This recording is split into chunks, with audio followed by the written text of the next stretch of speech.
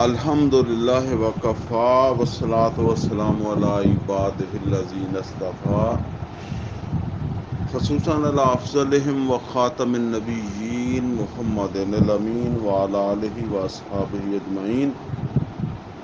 اعوذ باللہ من الشیطان الرجیم. بسم اللہ الرحمن الرحیم. قال اللہ عز وجل فی کتابہ الکریم اعلموا انما الحیاۃ الدنیا لعب ولہو وزینۃ وتفاخر بینکم وتکاثر فی الاموال والاولاد کمثل غیث اعجب الکفار نبعته ثم یہیج فترآه مصفرا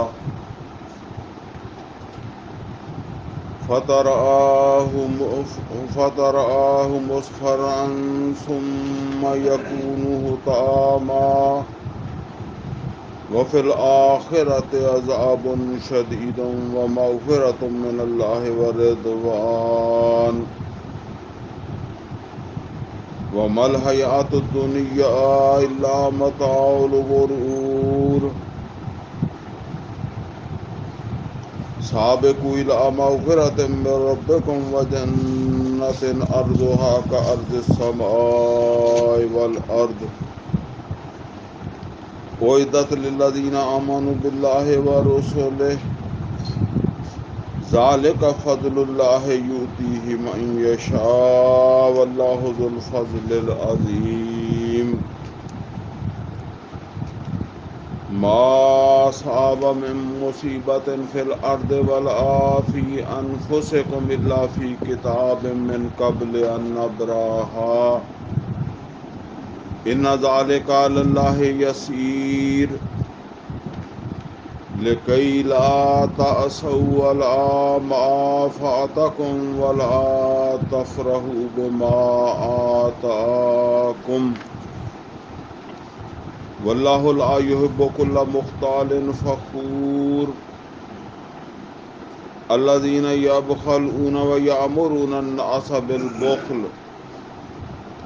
ومن يتول فإن الله هو الغني الحميد. صدق اللہ العلی العظیم.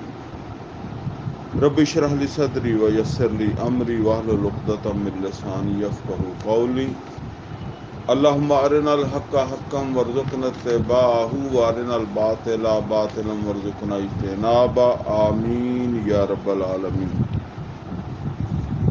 عزیز دوستو، اس وقت میں نے یہ سورہ الحدید کی آیت نمبر 20 سے لے کر جو ہے وہ 24 نمبر آیت تک جو آیات ہیں ان کی تلاوت کی ہے. یہ 5 آیتیں جو ہے وہ بنتی ہیں. ان 5 آیتوں کے حوالے سے جو موضوع انشاءاللہ آج جو ہے وہ یہاں بیان ہوگا وہ ہے آخرت اور دنیا جو ہے اس کا تقابل اور دنیا کی زندگی کی اصل حقیقت. اس سے پہلے ہم 19 آیات جو ہے وہ پڑھ چکے ہیں. ظاہر ہے ابھی ہم 20 سے 24 تک پڑھیں گے تو 19 پہلے پڑھ چکے ہیں. تو میں جو ہے نا وہ 19 آیات کا ایک مختصر سا خلاصہ جو ہے وہ عرض کر دوں اور تاکہ پھر وہ آج جو بات ہو رہی ہے نا وہ سمجھ آ جائے کہ یہ جو دنیا کی حقیقت ہے اس کو سمجھے بغیر کامیابی نہیں ہے.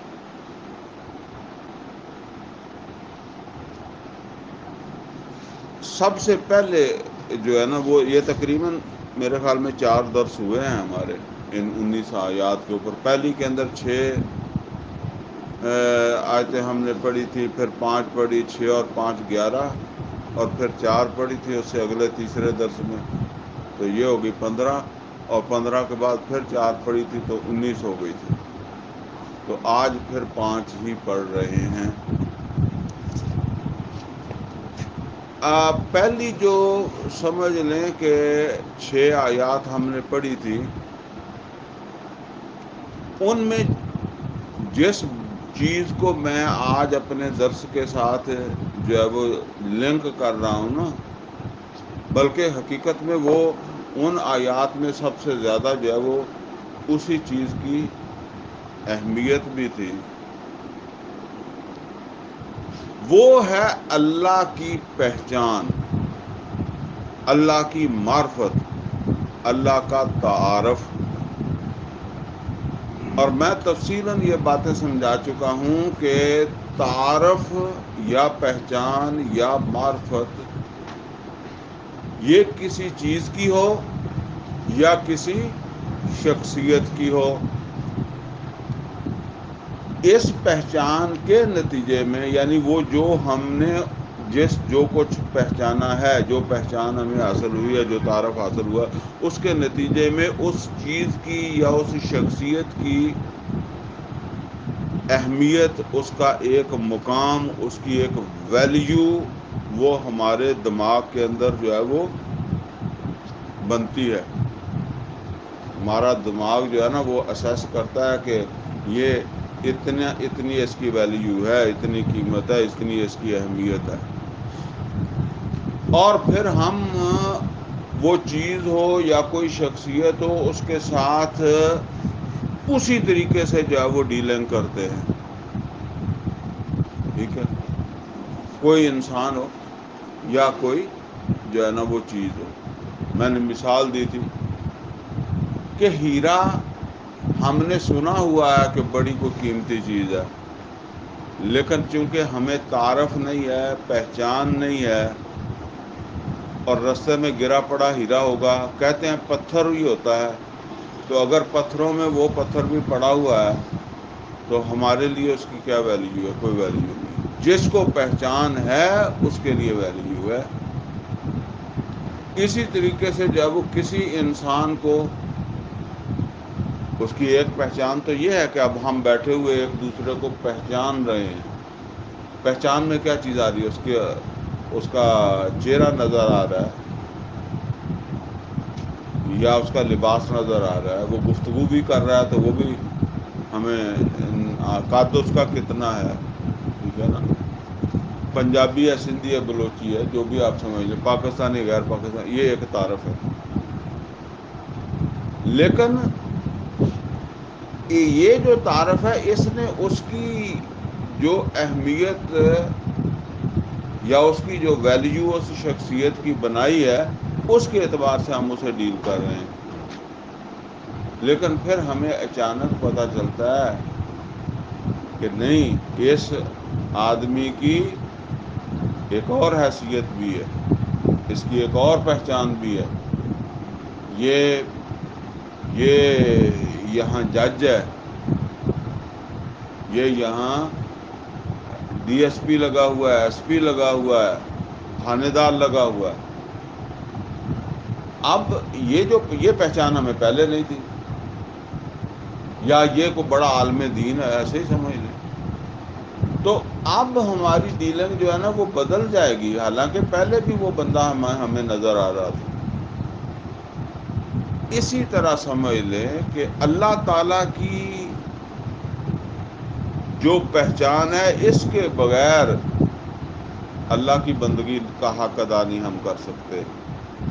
بندگی نہیں ہو سکتی اگر صحیح پہچان نہیں۔ پہچان میں نقص ہے تو پھر بندگی نقص والی ہوگی۔ اور اللہ تعالیٰ نے قرآن کریم کے اندر یہ بات فرمائی بھی ہے کہ انسان کا المیہ یہ ہے کہ وہ اللہ کو نہیں پہچانتے۔ ما قدر اللہ حق قدر، انہوں نے اللہ کی قدر، اللہ کی ویلیو نہیں جانی، اللہ دا مول نہیں سمجھا انہوں نے، کیونکہ انہوں نے پتہ نہیں سی دا مول کی ہے۔ چیز پہچان ہوں تو مول بھی سمجھ آتی۔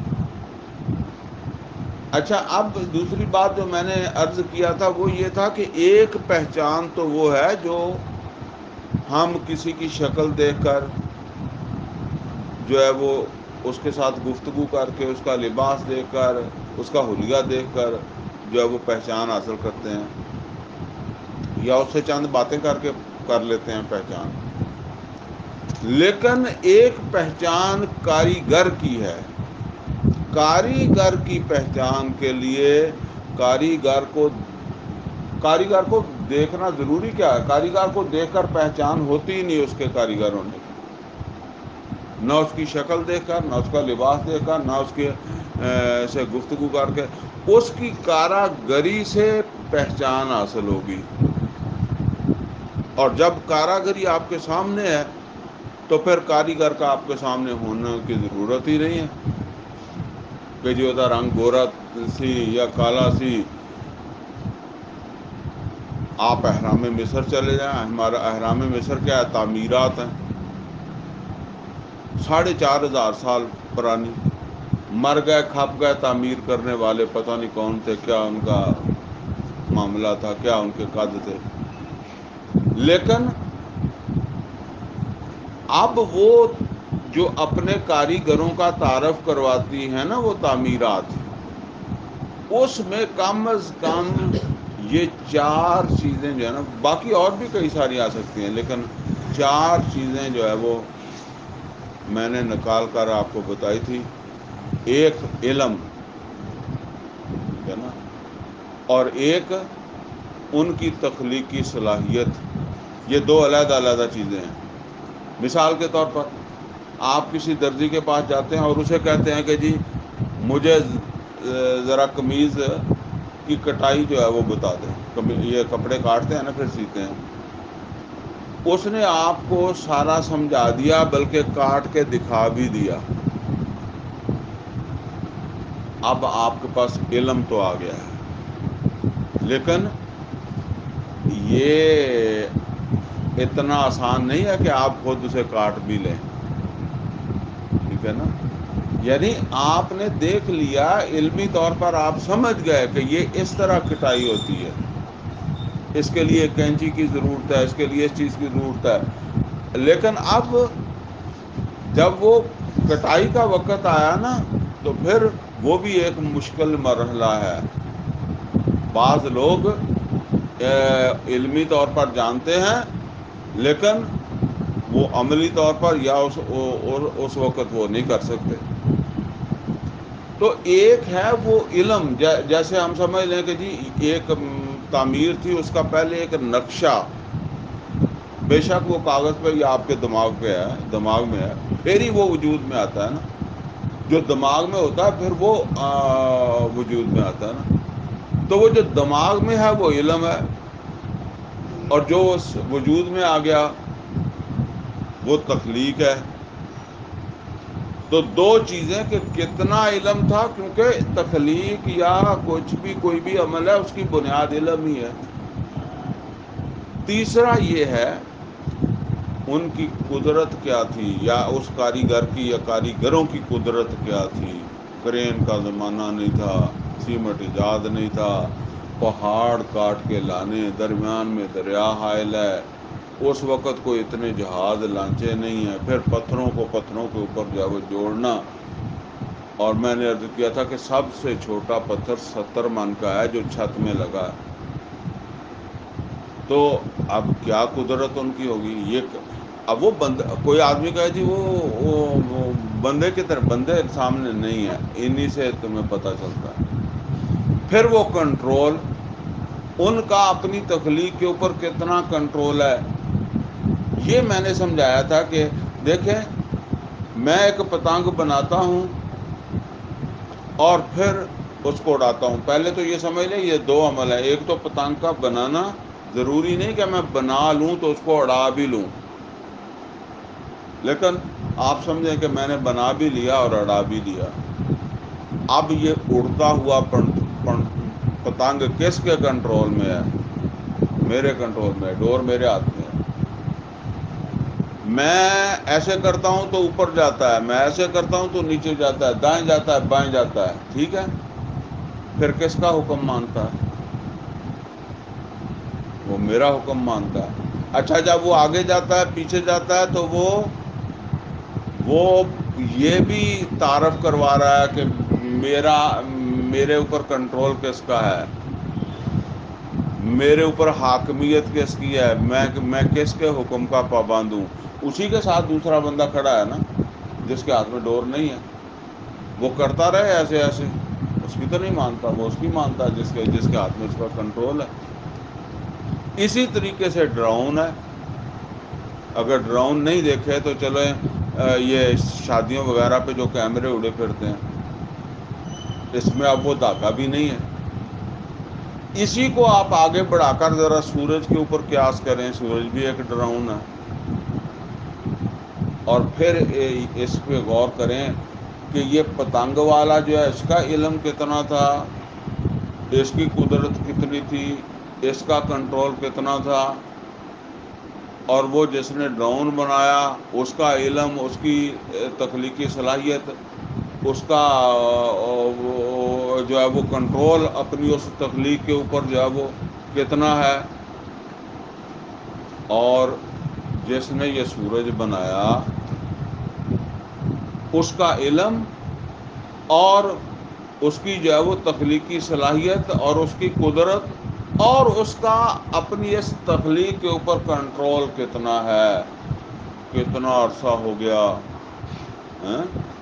پتنگ کتنی دیر تک اڑے گا، پھٹ جائے گا، ڈرون خراب ہو جائے گا، ٹھیک ہے نا، وہ بہت ماہر بھی اڑانے والا نا، تو ایک وقت کتنی دیر چلے گا، اور یہ چل رہا ہے۔ اللہ تعالیٰ فرما رہا ہے کہ ہر چیز جو ہے وہ میرے حکم کو مانتی ہے، دوسرے لفظوں میں میری حکومت کو مانتی ہے، مجھے حکمران مانتی ہے، مجھے اپنا حاکم مانتی ہے۔ جو حکم مانتا ہے وہ محکوم ہوتا ہے، اور جو حکم دیتا ہے وہ حاکم ہوتا ہے۔ وہ پتنگ جو ہے نا اس کا حاکم وہ ہے جس کے ہاتھ میں ڈور ہے، اور ڈرون کا وہ ہے، اور جس کے ہاتھ میں سورج کا کنٹرول ہے وہ سورج کا حاکم ہے۔ اور اللہ تعالیٰ فرماتا ہے سبح للہ ما فی السماوات و ما فی الارض، آسمان اور زمین کی ہر چیز جو ہے وہ اس کی خوبیوں کا اعتراف کرتی ہے، اس کے بے عیب ہونے کا اعتراف کرتی ہے، اور یہ مانتی ہے لہ الملک و لہ الحمد، اسی کی بادشاہی ہے، وہی میرا حاکم ہے، اسی کا میں محکوم ہوں۔ وہ ہر چیز، خواہ زمین ہے، چاند ہے، سورج ہے، زمین، میں تو وہ ایک مثال سے سمجھایا نا۔ اچھا جی، اب آپ آگے چلیں، آگے فرمایا هو الذی خلقکم، وہی ہے جس نے تم کو بھی پیدا کیا۔ تم کو سے مراد کون ہے؟ ہم، جن یا انسان دونوں ہی سمجھ لیں۔ هو الذی خلقکم، لیکن تم اس طرح نہیں مانتے جس طرح سورج مانتا ہے، جس طرح زمین مانتی ہے، جس طرح کائنات کی ہر چیز مانتی ہے۔ هو الذی خلقکم فمنکم کافر ومنکم مومن، لیکن تمہارے اندر کچھ ماننے والے ہیں، ایمان لانے والے ہیں، کو کفر کرنے والے ہیں، کچھ میری اس حیثیت کو، میری حکمرانی کو اسی طرح مانتے ہیں جیسے سورج مانتا ہے، زمین مانتا ہے، اور کچھ نہیں مانتے۔ اچھا، جو حکمران کی حکمرانی کو مانتا ہے اس کو کیا کہتے ہیں؟ اس کو کہتے ہیں فرما بردار۔ جو نہیں مانتا اس کو کیا کہتے ہیں؟ اس کو کہتے ہیں باغی۔ ہر حکمران جو ہے اپنے باغیوں کو مطیع کرنے کے لیے فوج، پولیس استعمال کرتا ہے، اور اللہ تعالیٰ بھی اسی طرح چاہتا ہے کہ یہ باغیوں کی بغاوت ختم ہونی چاہیے، میری رٹ بحال ہونی چاہیے۔ اس کے لیے اللہ تعالیٰ وہ جو ماننے والے ہیں ان کو یہ ذمہ داری دیتا ہے کہ اگر واقعی تم نے مجھے مانا ہے کہ میں تمہارا مالک ہوں، تم میرے محکوم ہو، میں تمہارا حاکم ہوں، تو پھر تم پوری قوت کے ساتھ کھڑے ہو جاؤ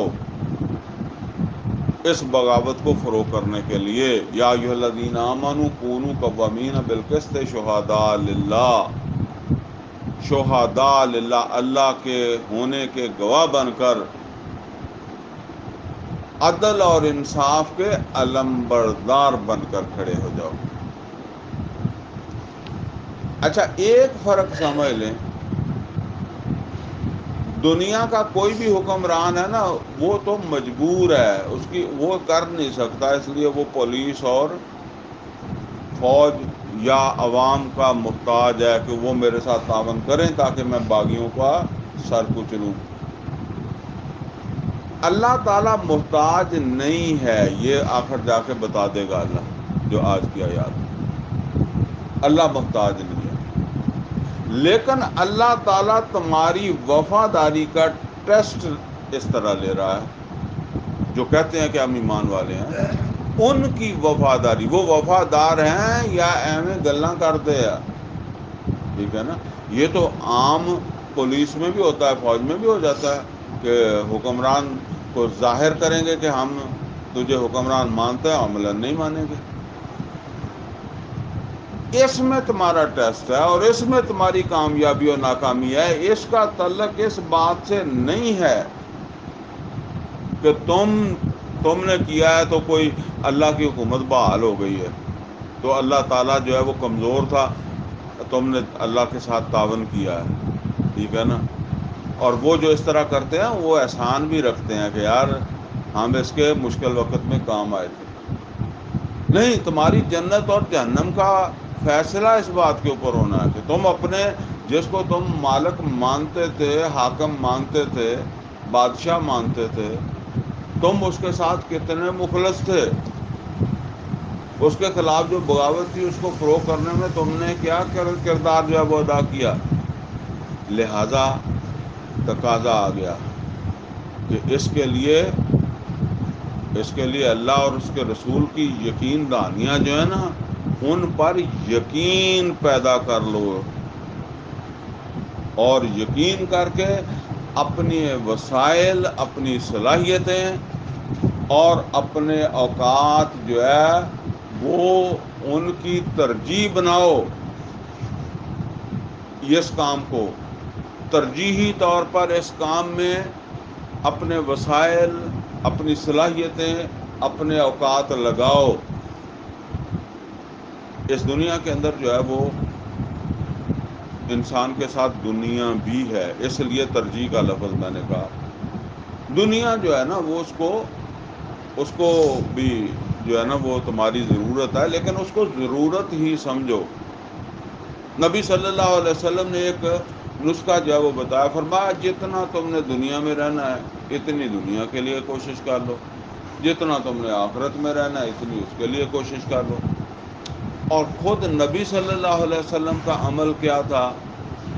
نبی کریم صلی اللہ علیہ وسلم ایک دفعہ مسجد نبوی کے اندر لیٹے ہوئے آرام کر رہے تھے. اس زمانے کے اندر جو چٹائیاں جس کو ہم کہتے ہیں، آج ہماری مسجدوں میں جو چٹائیاں بھی ہوتی ہیں نا یہ بہت نرم ہیں، بہت عمدہ ہیں. اب تو خیر وہ قالین بھی بیچ گئے نا چٹائیوں کی.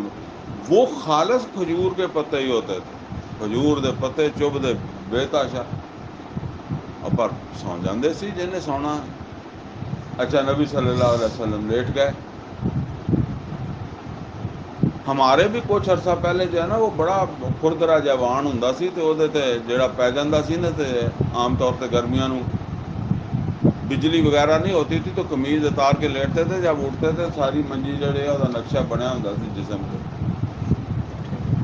تو وہ جو نبی صلی اللہ علیہ وسلم اٹھے تو وہ سارا نقشہ بنا ہوا وجود کے اوپر، کھبیا ہے اتنے ڈونگ پیا ہے جتنے کتے وہ اس طرح نشان پہ.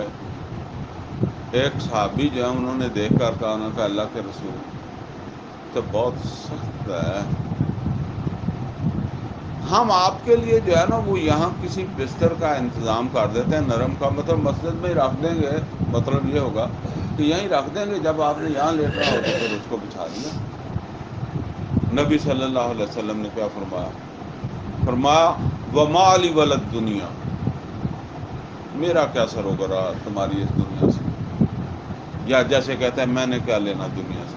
وَمَا لِي وَلَد دنیا انما مثلی کا راکب استظل تحت الشجرہ ثم رہا فترکہا، میری مثال تو اس یعنی اس زمین پر میں تو اس کی مثال ہوں جو مسافر تھا، کسی سواری پر تھا، اور رستے کے اندر کہیں جو ہے وہ تھکاوٹ ہوئی یا دوپہرہ ہو گیا، تو اس نے کسی درخت کو جو ہے وہ دیکھ کر وہاں اپنا گھوڑا گدھا روکا یا اونٹ روکا، تو گھوڑے کو تو اونٹ کو باندھ دیا اس کے ساتھ، اور تھوڑی دیر جدا کے اندر تھوڑا دیر لک لا لیا تھلے ہی، تھوڑی دیر جو ہے وہ ریسٹ کی، اور پھر فاتارہ کہا، اس کو چھوڑ دیا، ثم رہا فتارہ کا، وہ راحت کر لی، چلا گیا۔ مطلب اس نے وہاں دیکھا کہ میرے لیے کیا سہولت موجود ہے، صرف ایک سایہ اس کو چاہیے تھا، وہ سایہ کے نیچے آرام اس نے کیا، آگے چلا گیا۔ فرمایا میں تو دنیا کو ایسے ہی سمجھتا ہوں، اور ہمیں بھی یہی کہا۔ فرمایا کن فی الدنیا کا انکا غریب او عابر السبیل، اس دنیا کے اندر جو ہے وہ ایسے رہو جیسے تم اجنبی ہو یا راستہ چلتے مسافر ہو۔ کیا مطلب؟ مطلب یہ ہے کہ جہاں آپ کی واقفیت نہیں ہوتی، آپ اجنبی ہوتے ہیں، تو آپ گزرتے جاتے ہیں، جہاں آپ کی واقفیتیں ہوتی ہیں وہاں آپ دعا سلام کرنے لگ جاتے ہیں۔ مثال کے طور پر آپ کے اس شہر میں میں اجنبی ہوں، میں نے جو ہے نا وہ مجھے کسی وجہ سے گھنٹہ گزارنا پڑ جائے، مجھے مشکل ہو جائے گی، میں نے کہا اجنبی آدمی یہاں کھڑا ہے، کیوں کھڑا ہے جی؟ میں مطلب صادق صاحب کا دروازہ بند تھا جی، اور میرے اور صاحب اجنبی ہیں، میں نے کھڑونا ہی گھنٹہ مشکل ہو جائے گا، کتنے کھڑا ہو جاؤں؟ ٹھیک ہے یار، ادھر کھڑا ہو جاتا ہوں، لوگ دیکھیں گے پتہ نہیں چور ہی ہے، یہ تو کیوں آ کے کھڑا ہو گیا، ٹھیک ہے، میرے لیے ادھر ادھر وہ وقت گزارنا مشکل ہو جائے گا۔ تو اگر یہ میری یہاں اجنبیت نہیں ہے تو میں کسی کے پاس بھی جا کے بیٹھ جاؤں گا، 10 منٹ ایک کے پاس، 10 منٹ دوسرے کا، 20 منٹ ٹائم تو گزر جائے گا، ٹھیک ہے نا۔ تو فرمایا کن فی دنیا کا انکا غریب، دنیا میں ایسے رہو جیسے تم اجنبی ہو یا راہ چلتے ہوئے مسافر۔ وہ راہ چلتا مسافر، اسے اپنی توجہ سفر پر ہوتی ہے نا، سفر گزر جائے میرا، تو فرمایا کہ اس طرح دنیا سے جب گزرو۔ کیوں؟ فرمایا الدنیا مزرعۃ الآخرہ، دنیا آخرت کی کھیتی ہے۔ یہ دنیا آخرت کمانے کے لیے تم کو دی گئی ہے، آخرت بنانے کے لیے دی گئی ہے، یہاں آخرت کی فکر کرو، آخرت بنانے کی کوشش کرو۔ چنانچہ فرمایا کہ اللہ کی بات کے اوپر یقین رکھو، اور اللہ کے راستے کے اوپر اپنا جان مال صلاحیت وسائل اس کے اوپر جو وہ لگاؤ۔ اگرچہ ہماری وہ اگلا جو درس ہے اس کے اندر یہ مضمون سارا آنا، لیکن اب چونکہ وہ سارا ایک دوسرے کے ساتھ جڑا ہوتا ہے، پھر اب یہاں بھی بات اس کی کرنی پڑے گی۔ یہ سمجھ لیں جی، ایک اصول ہے، استثناء اپنی جگہ ہوتے ہیں، لیکن ایک اصول ہے، اللہ تعالیٰ نے انسانوں کو ایک جیسا پیدا نہیں کیا، کسی کو لمبا قد دیا، کسی کو چھوٹا دے دیا، کسی کو ذہانت دے دی، کسی کو جسمانی طاقت دے دی، کسی کو دونوں بھی دے دی، ٹھیک ہے نا، کسی کو غریب رکھ لیا، کسی کو دولت دے دی۔ اب اللہ تعالیٰ جو ہے نا وہ جو تقاضا کر رہا ہے نا وہ یہ نہیں کر رہا کہ سب ایک طرح جو ہے نا وہ جان مال وسائل میری اس بغاوت کو فروغ کرنے کے لیے لگائیں. نہیں، جتنا تم کو دیا ہے اس میں سے تم ترجیح بنا لو. تمہارا مقابلہ کسی دوسرے کے ساتھ نہیں ہے، تمہارا مقابلہ تمہاری دنیا کے ساتھ ہے. تم دنیا کو کتنی ترجیح دیتے ہو. ظاہر ہے جو امیر ہے اس کی ترجیح کوئی اپنے اعتبار سے ہوگی، غریب کی ترجیح اپنے اعتبار سے ہوگی. لہذا تم اپنی دنیا کو کیا ترجیح دیتے ہو اور اپنی آخرت کو کیا ترجیح دیتے ہو، بس اس کے اعتبار سے ترجیحی بنیادوں کے اوپر اپنی آخرت کے لیے جان مال صلاحیتیں وسائل لگاؤ. اور یہ بات نوٹ کر لیں جی کہ دنیا میں بھی بالعموم استثناءات اپنی جگہ ہیں، بالعموم اصول یہی ہے کہ ترقی کون کرتا ہے؟ جس میں صلاحیت ہوتی ہے. صلاحیت سے وسائل بنا لیتا ہے، پھر وہ اس سے وہ سب چلتا ہے. ٹھیک ہے نا. اور آخرت کے اندر یا آخرت کے حوالے سے جو ذمہ داریاں ان کو بھی صحیح طریقے سے یا ان کو فلفل کر کے اس بغاوت کو فروغ کرنے میں جو زیادہ کردار ادا کر سکتا ہے وہ باصلاحیت کر سکتا ہے. ٹھیک ہے نا.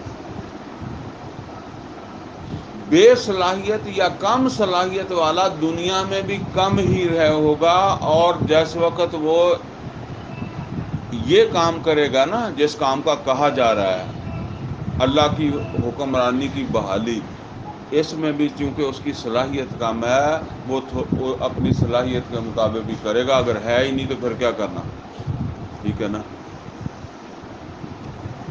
لیکن اس میں مسئلہ کیا ہے؟ اس میں مسئلہ یہ ہے کہ جب آپ اپنی صلاحیتیں شفٹ کریں گے. دیکھیں دنیا میں آپ کر رہے تھے، اللہ نے آپ کو صلاحیتیں دی، آپ دنیا میں اپنی صلاحیتیں لگا کر ترقی کر رہے ہیں، آگے سے آگے جا رہے ہیں. اب آپ نے اپنی صلاحیتیں شفٹ کر دی. جب آپ نے شفٹ کر دی اس مقصد کے لیے، اللہ کی حکمرانی جو ہے اس کی بحالی کے لیے، اب آپ کی صلاحیتیں وسائل وقت لگ رہا ہے، تو آپ کی وہ جو دنیا ہے وہ پیچھے آئے گی یا آگے جائے گی؟ وہ تو پیچھے آنا ہی آنا ہے، اس کو پیچھے آنا ہی آنا ہے. اسی وجہ سے آدمی ہیزیٹیٹ کرتا ہے، اس کو یہ پیچھے آنا گوارا نہیں ہے. اس لیے یہ قربانی زیادہ مشکل ہے. البتہ جو یہ قربانی دے اس کی اللہ قدر بھی کرتا ہے. اب نوٹ کریں، بلال رضی اللہ تعالیٰ عنہ، اب یہ کوئی ہے نا سمجھے کوئی معاذ اللہ صحابہ کرام کی کوئی، میں صرف ایک بات کہتا ہوں سمجھیں. دیکھیں بلال رضی اللہ تعالیٰ عنہ پہلے بھی غلام تھے اور ایک غلامی کی زندگی گزار رہے تھے اسلام سے پہلے، اور اسلام کے بعد اگرچہ وہ آزاد بھی ہو گئے لیکن ان کے جو کارنامے ہیں ان میں آپ کو کیا چیز ملتی ہے؟ نبی صلی اللہ علیہ وسلم کے لیے پانی گرم کر دیتے تھے، اذان دیتے تھے. اس میں ان کا کوئی یہ مطلب کہیں نہیں آپ دیکھیں گے فلاں جگہ جی ان کو اللہ کے رسول نے سپہ سالار بنا کر بھیج دیا، فلاں جگہ ان کو جو ہے وہ گورنر بنا دیا. یعنی تقریباً وہی سٹیٹس جو ان کا پہلے تھا وہی یہاں ہے. اس میں یہ سمجھ لیں، اس میں یہ نہیں ہے کہ کوئی سمجھے کہ شاید اس وجہ سے ان کو جنت میں بھی چھوٹا مقام ملے گا. نہیں، جو کچھ اللہ نے دیا تھا اس کے اعتبار سے انہوں نے لگا دیا ہے نا. ان کے اگر ان کے اندر صلاحیت ہوتی تو وہ پہلے بھی کہیں ظاہر آ ہوتی نا، دنیا میں ظاہر ہوتی. لہذا جو ہے وہ ہو سکتا ہے جنت میں تو وہ مطلب وہ ابو بکر صدیق سے اونچا درجہ کسی کا نہیں ہے، لیکن میں صرف بتاتا ہوں کہ ہو سکتا ہے وہ ان سے بھی آپ آگے سمجھ لیں درجہ لے کر. لیکن ابو بکر صدیق رضی اللہ تعالیٰ عنہ وہ ایک بڑے تاجر تھے، وہ تجارت انہوں نے اپنی صلاحیتوں سے جمائی تھی. خود نبی صلی اللہ علیہ وسلم بڑے تاجر تھے اور یہ صلاحیت اپنی صلاحیتوں سے جمائی تھی. عمر فاروق، کتنے ہی اور صحابہ. اب جب وہ اس طرف آئے ہیں تو اب کیا ہوا؟ اب آپ دیکھتے ہیں کہ جی عمر فاروق رضی اللہ تعالیٰ عنہ کی قمیض کے اوپر اتنے پیبند لگے ہوئے تھے، نبی صلی اللہ علیہ وسلم اتنے دن فاقے سے رہے، ابو بکر صدیق رضی اللہ تعالیٰ عنہ جو ہے وہ ان کے حالات معاشی اس طرح کے تھے. کیوں؟ وہ کام بھول گئے تھے، صلاحیت شفٹ ہو گئی تھی دوسری جگہ. اچھا اب آپ دیکھیں کہ جہاں پھر صلاحیت شفٹ ہوئی ہے وہاں کام ہوا ہے یا نہیں ہوا؟ یہی صلاحیت تھی نا جو وہاں لگ رہی تھی. اس قربانی کی اللہ بڑی قدر کرتا ہے. اور یہ نوٹ کر لیں، جس پیغمبر کو بھی اس طرح کے لوگ مل گئے جو صلاحیتوں والے، وسائل والے، وقت لگانے والے تھے، وہ آگے بڑھ گیا. جس کو نہیں ملے وہ پھر اسی طرح دعوت و تبلیغ، بس اسی طرح درس قرآن دیتا رہا، لوگ سنتے رہے، جنہوں نے سننا تھا سنتے رہے، کوئی اٹھا نہیں، کوئی آگے نہیں بڑھا، تو کام تو نہیں ہونا تھا. یہ ہے اصل کے اندر بات جو اس سورہ مبارکہ میں ہم سمجھ رہے ہیں. فرمایا کہ دیکھو یہ تمہاری قربانی ہے جس کی بدولت تمہیں پھر جنت کے اندر نور ملے گا. کتنی کسی نے قربانی دی، حساب اللہ نے لینا کہ اس آدمی کو میں نے اتنے وسائل دیے تھے اور یہ اتنے سپیئر کر سکتا تھا، اس کو میں نے اتنی صلاحیتیں دی تھی، دنیا کے لیے بھی ضرورت تھی لیکن اتنی صلاحیتیں سپیئر کر سکتا تھا، اس کو وقت دیا تھا اور یہ اتنا وقت سپیئر کر سکتا تھا. اب اس نے کیا ہے یا نہیں کیا؟ اب جس کے پاس وقت ہے ہی نہیں، وقت ہے نہیں کا مطلب یہ نہیں کہ آپ خود کہہ دیں کہ نہیں ہے، وہ اللہ کو پتا ہے کہ یہ کیوں سپیئر نہیں کر پا رہا، یا کیوں نہیں نکال رہا، یا کیوں وسائل نہیں لگا رہا، کیوں صلاحیت نہیں لگا رہا. حساب تو لینا اس نے، ٹھیک ہے نا. تو یہ ایسے نہیں بندہ کوئی سوچ ہی سکتا ہے نا کہ یار دیکھو ابو بکر صدیق رضی اللہ تعالیٰ عنہ تو پہلے بھی سردار سگے تھے، بعد بھی انہوں نے خلیفہ بنا دیتا گیا تھے، یار کسی غریب نو بنا دے. یہ ذہن میں آ سکتی ہے کہ نہیں؟ اور یہ سمجھ لیں وہ غریب چلا بھی نہیں سکتا تھا، ٹھیک ہے نا. آج بھی آپ اپنے جو ہے وہ کسی ایسے میرے جیسے کو اٹھا کر جو ہے وہ اپنی بلدیہ کا چیئرمین بنا دیں تو کو بلدیہ کی چلنی ہے، ٹھیک ہے نا. یہ ہمارے جو ہے نا وہ بہت ساری جماعتوں والے جو ہے نا، وہ کل ہم ڈسکشن کر رہے تھے ایک دینی جماعت کی جو سیاست میں حصہ لیتی، میں کہا انہوں نے حکومت دے دیں تو یب کے رکھ دیں گے، کیونکہ جو صلاحیت ہی کوئی نہیں ہے گی، بندے ہی نہیں ہے نال ہے، ساڈے رکھے بندے ہیں، ٹھیک ہے نا. تو وہ یہ سمجھ لیں. تو یہ وجہ ہے کہ آپ دیکھیں پھر اسی طرح پھر وہ آگے وہی ملتے ہیں آپ کو کہ فلاں جگہ سپہ سالار بنا دیا، فلاں جگہ گورنر بنا دیا. ایک صحابی آئے نبی صلی اللہ علیہ وسلم کو، آج کہنے لگے اللہ کے رسول مجھے بھی کسی جگہ کا گورنر بنا دے. فرمایا تو رہن دے، تمہیں نہیں جو کہ نہیں، تو جتنے ہے گا اتنے ٹھیک ہے، تینوں کوئی بناوے بھی، فرمایا آپ نے فرمایا تجھے کوئی بنائے بھی تو نہ بنی، تیرے نہیں واسطہ کام، ٹھیک ہے نا. ان کو قربانی دینی بھی مشکل ہوتی ہے. ایسے تو کہنا سردار نہیں چھیتی سدھے ہوندے، کیونکہ وہ سرداروں دا ایک پاسا لگا ہوتا ہے نا ادھرلے پاسے، انہوں نے مقام ملیا ہوتا ہے، اس واسطے وہ نہیں آتے. تو بہرحال ان کا پھر جب وہ قربانی دے جائیں اخلاص کے ساتھ وہ پورے، تو پھر ان کا درجہ بھی بڑا بنتا ہے، ٹھیک ہے نا. کیونکہ یہ قربانی نوٹ کر لیں یہ آسان نہیں ہے، جتنا مرضی ہم کہیں آسان نہیں ہے یہ کام. بہرحال فرمایا کہ پھر نور ملے گا، وہ عزت افزائی جو ہے وہ تمہیں ملے گی. لہذا اس رستے کی طرف اللہ تعالیٰ نے جو ہے وہ رہنمائی فرمائی ہے. باقی پھر اور بھی چیزیں ہیں، لیکن آج جو آیات ہم پڑھ رہے ہیں اس کے اندر دنیا کی جو حقیقت ہے اور اس کے مقابلے میں آخرت جو ہے اس کی جو اہمیت ہے، یہ اللہ تعالیٰ جو ہے وہ یہاں بتا رہا ہے. کہ دیکھو یہ دنیا جو ہے یہ کوئی خاص چیز نہیں ہے، یا بہت زیادہ جو ہے نا وہ اہم نہیں ہے آخرت کے مقابلے میں، لہذا اپنا وقت ضائع نہ کرو، اپنی صلاحیتیں اپنے وسائل جو ہے نا ان کو شفٹ کرو صحیح جگہ پر۔ فرمایا اعلموا انما الحیات الدنیا لعب و لہو و زینت و تفاخر بینکم و تکاثر فی الاموال والاولاد۔ فرمایا اعلموا، جس طرح ہم کہتے ہیں یہ پلے باندھ لو، یہ بات پلے باندھ لو، یہ نوٹ کر لو۔ بعض اوقات کوئی ایسی بات ہوتی ہے تو ہم کہتے ہیں یہ لے جی نوٹ کر لیں۔ فرمایا یہ نوٹ کر لو انما الحیات الدنیا، یہ جو دنیا کی زندگی ہے لعب و لہو، کھیل ہے تماشا ہے۔ اگلی تیسری چیز، یعنی ایک کھیل ایک تماشا، تیسری چیز کیا؟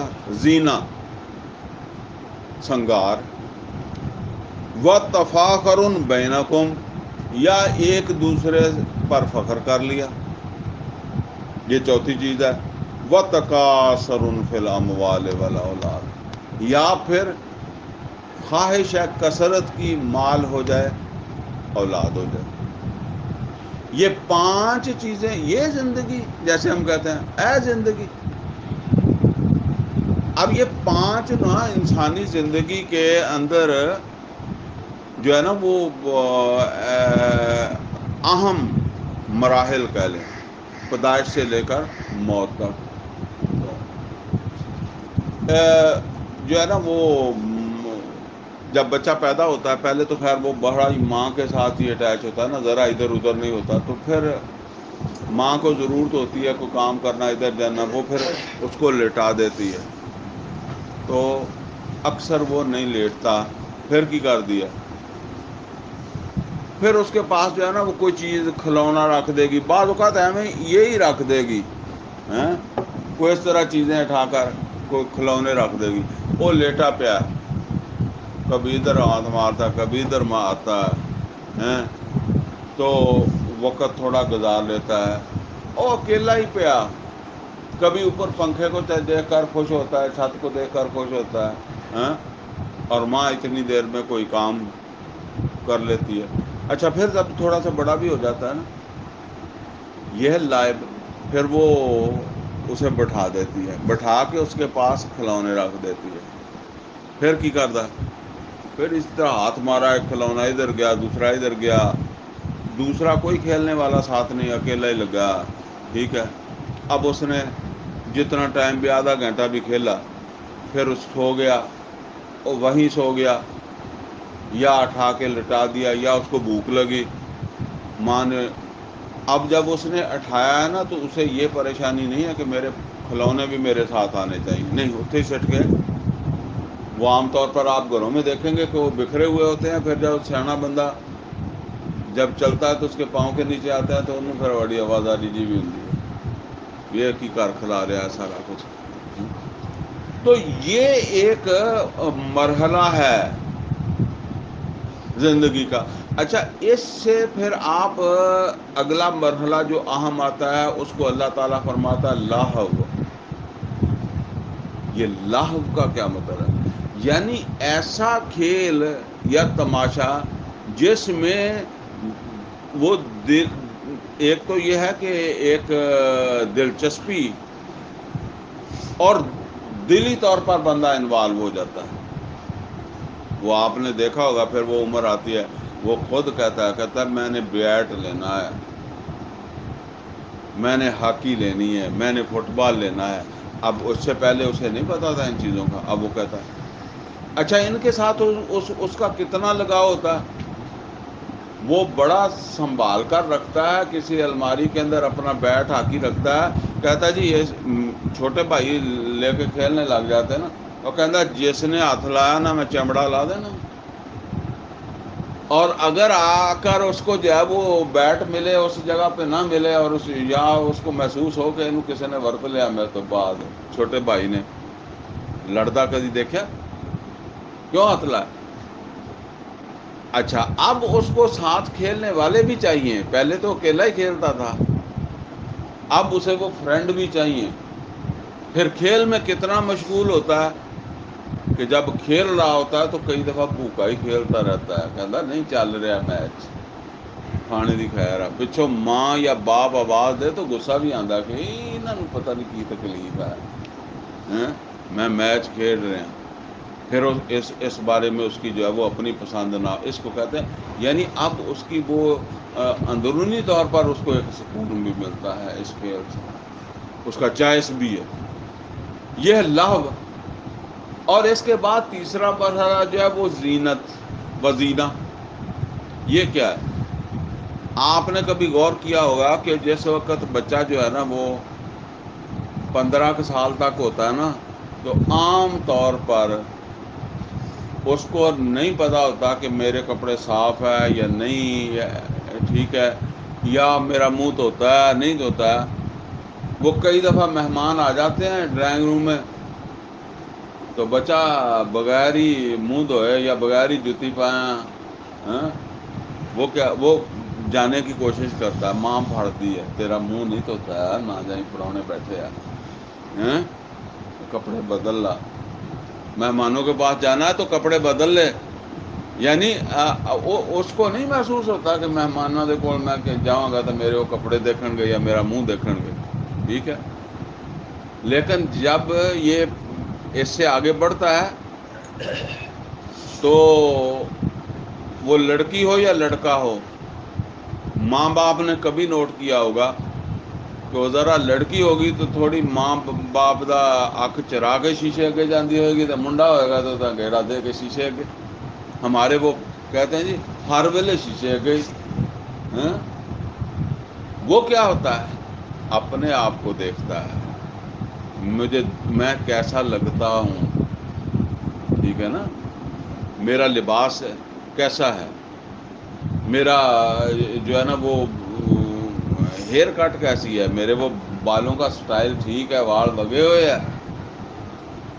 اور ہر کوشش کرتا ہے اگر کہیں کوئی مجبوری ہوتی ہے کہ ماں باپ نے کام لگا دیا، کوئی لباس کوئی جو ہے نا وہ اس طرح کا نہیں رہا تو پھر جلدی فارغ ہو کے جو ہے وہ دوبارہ میک اپ کر کے جو ہے نا وہ پھر صاف ستھرا ہونے کی کوشش کرتا. تو یہ سب بڑی توجہ، اور یہ پھر چلتا رہتا ہے جب تک شادی نہیں ہوتی، ٹھیک ہے نا. بس شادی اگر ٹائم پر ہو تو یہ اگر نہیں یہ نہیں کہ 35-40 سال کی شادی کرے پھر تو خیر کئی مرحلے لنگھ جاندے ہیں. لیکن بہرحال یہ اس کی شادی اب ہو گئی ہے، شادی ہونے کے ساتھ ہی پھر اسے ارننگ کی فکر ہو جاتی، کمائی یار پیسے اپنے ہونے چاہیے. پھر ہوں انہوں احساس ہونے لگ پہ. پہلے ہو سکتا ہے وہ مشترکہ فیملی چل رہا ہوں نا تو کہہ کما کے پما اتنے پائی جائے اسے خوب سے، لیکن اب اس میں یہ احساس ہونا شروع ہو جاتا ہے کہ میرا پیسہ میرا گھر سب سے اچھا ہونا چاہیے، میری گاڑی سب سے اچھی ہونی چاہیے، میری موٹر سائیکل میرے دوستوں سے ملنے والوں سے اچھی ہونی چاہیے. پھر اپنے پیسے دیکھ کے جو ہے نا اسے خوشی ہوتی ہے، نہیں ہوتے تو پھر جو ہے نا وہ خوش نہیں ہوتا. یہ اس میں ہے خاص چیز دوسروں سے کے ساتھ مقابلہ بازی، فخر. اپنے پاس زیادہ تو فخر کرتا ہے، اگر نہیں ہے تو حسد کرتا ہے، ٹھیک ہے نا. میں پیچھے رہ گیا، میں مارا گیا، اس کے پاس تو بہت ہے. اس طرح جو ہے وہ کرتا کرتا پھر تقریباً جو ہے وہ 35 سے 40 سال تک پہنچ جاتا ہے.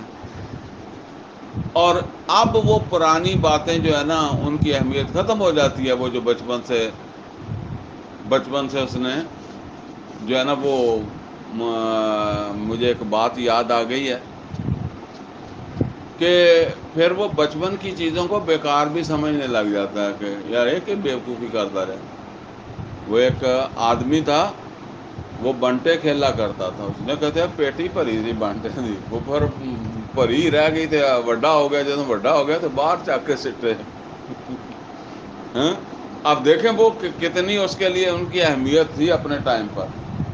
اسی طرح وہ جب اس ایج میں ہوتا ہے نا زینت کی، تو اس کے اندر اس طرح کی پینٹ سلاؤں گا، اس طرح کی قمیض سلاؤں گا، یہ لباس وہ لباس، نویں نویں مطلب جس وقت، کیونکہ یہ تو ہمارے ساتھ بھی بیتی ہے نا.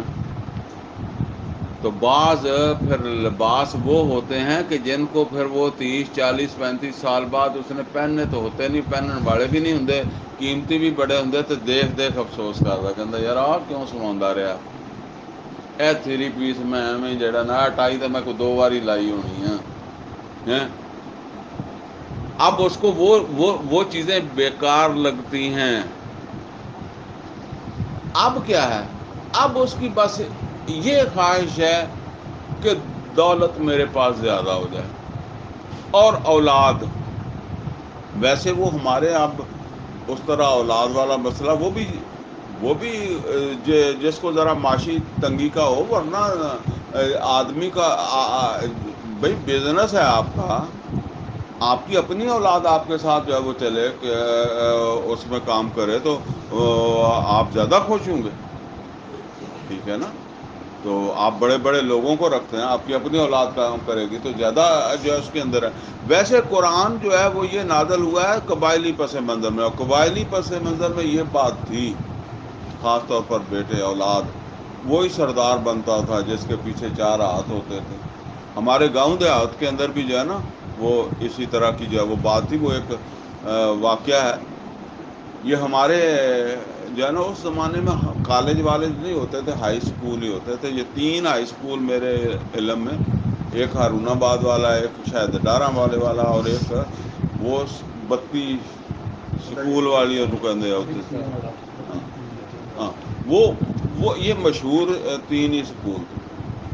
تو میں نے ویسے اپنی زندگی میں وہ 32 کے پڑے ہوئے جو ہے نا وہ بڑے بڑے بڑے عہدوں پر دیکھے ہیں لوگ. باقی نہیں اتنے دیکھے، ہارون آباد کے بھی نہیں دیکھے، اس کے وہاں کے لوگ بڑے دیکھے. تو اب ایک آدمی تھا، اس کے 7 بچے تھے بیٹے، 2 مربع زمین بھی تھی، 7 بیٹے تھے، اور سارے اس نے پڑھا لے. کوئی اے سی لگ گیا، کوئی تحصیلدار لگ گیا، کوئی جج لگ گیا، کوئی بڑے بڑے عہدے تھے سارے لگ گئے. اور بابا رہ گیا گاؤں میں اکیلا. اچھا گاؤں تو گاؤں ہے نا. اب وہاں کوئی پنچایت ہوتی ہے تو بابے نو کوئی نہیں پوچھتا یہ 7 پوتا ہے، کیونکہ وہ 7 تو ہے ہی نہیں. اچھا کوئی اور مسئلہ مسائل کو پانی کا مسئلہ تو دھمکی بھی لا دیں گوانڈی. وہ بابا جو ہے نا وہ ایک دن کسی کے پاس دکھڑا رونے لگا اور کہنے لگا یار میں کہنا کہ میرے 7 پتر کوئی لے لوے تو 2 ان پڑھ دے دے، پڑھے لکھے 7 لے لوے 2 ان پڑھ دے دے جڑے میرے نال اتنے تے ہوں، میرے نال کھڑو، میرے نال بیٹھے. اب یہ ہے وہ قبائلی پس منظر جس میں پھر وہ اولاد کی اہمیت ہوتی ہے. ٹھیک ہے نا. وہاں پیسہ کم اور اولاد یا بھائی سمجھ لیں جو اس کے ساتھ کھڑے ہونے والے ان کی اہمیت ہوتی ہے. تو فرمایا کہ بس پھر یہ ہے کہ میرے اولاد اور میرا مال. اور وہ سورۃ تکاثر میں فرمایا الہاکم التکاثر حتی زرتم المقابر، قبر کی جمع مقابر.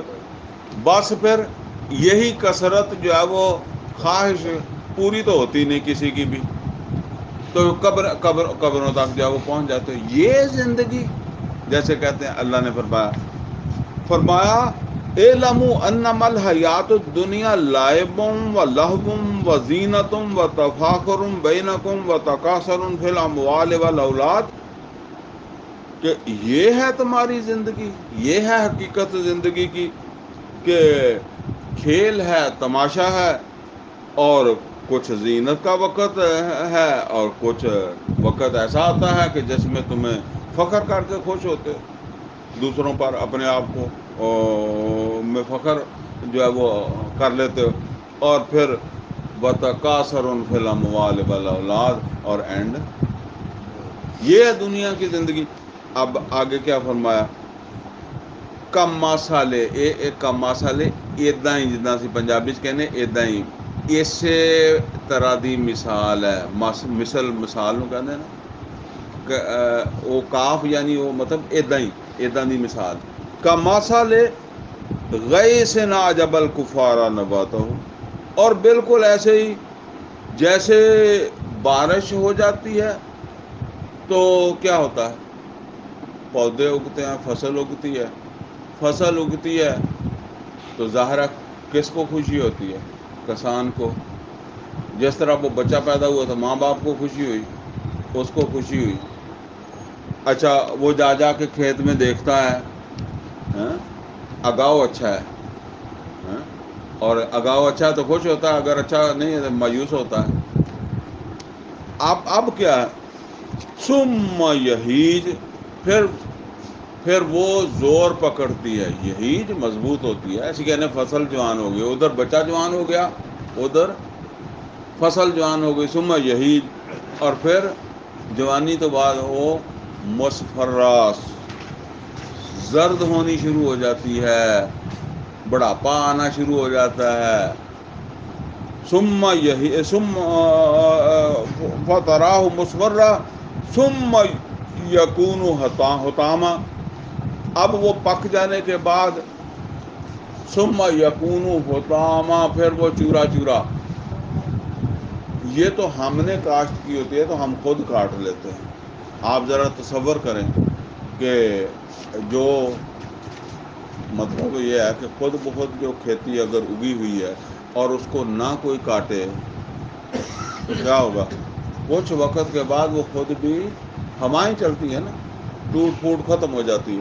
ثم یکون حطاما، پھر وہ کھیت فارغ۔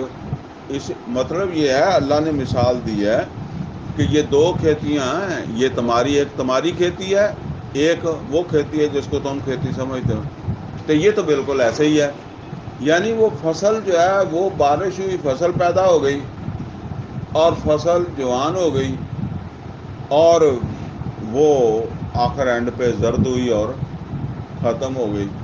اور ادھر ماں باپ نے شادی کی تو بچہ پیدا ہو گیا، اب بچہ جوان ہو گیا اور جوان کے ہونے کے بعد بڑھاپا ہوا اور پھر وہ فصل بھی ختم ہو گئی۔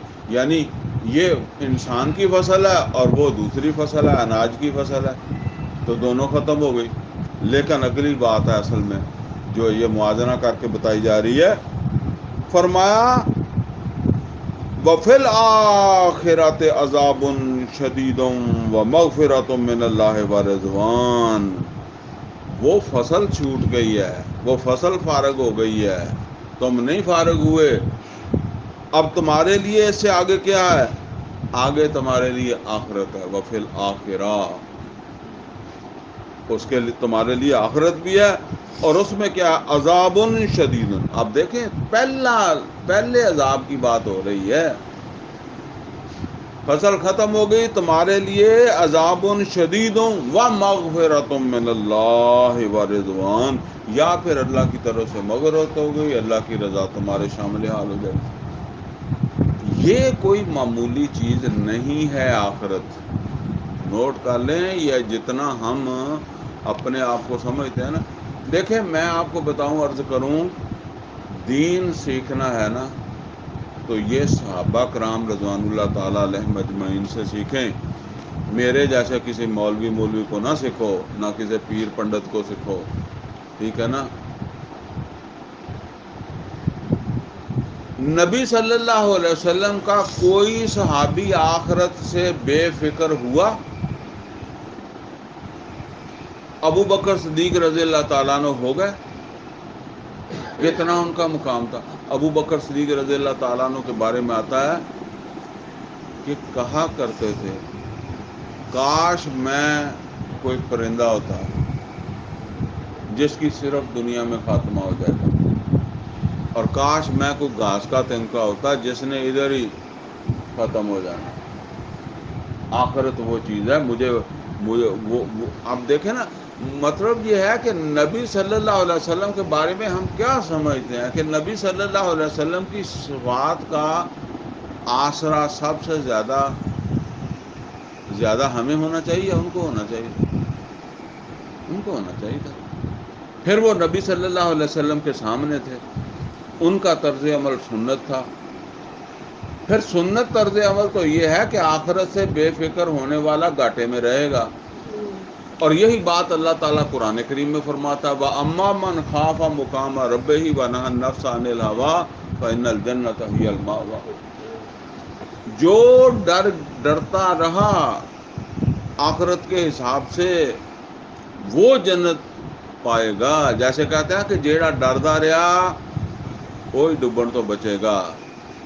وہ کہتے ڈبدا اکثر ملا ہوں کیونکہ وہ ڈر نکلیا ہوں. ٹھیک ہے نا، جیڑا ڈردا رہے گا نا وہ بچن دے امکان ہے. وہ بات ہے وَأَمَّا مَنْ خَافَ مُقَامَ رَبِّهِ وَنَهَى النَّفْسَ عَنِ الْهَوَىٰ فَإِنَّ الْجَنَّةَ هِيَ الْمَأْوَىٰ. یہ ہے وہ. اچھا، نبی صلی اللہ علیہ وسلم کے اور کسی صحابی کے، چلو میں نے بہت اونچی بات کر دی ہے، کعب بن مالک بدری صحابی ہیں،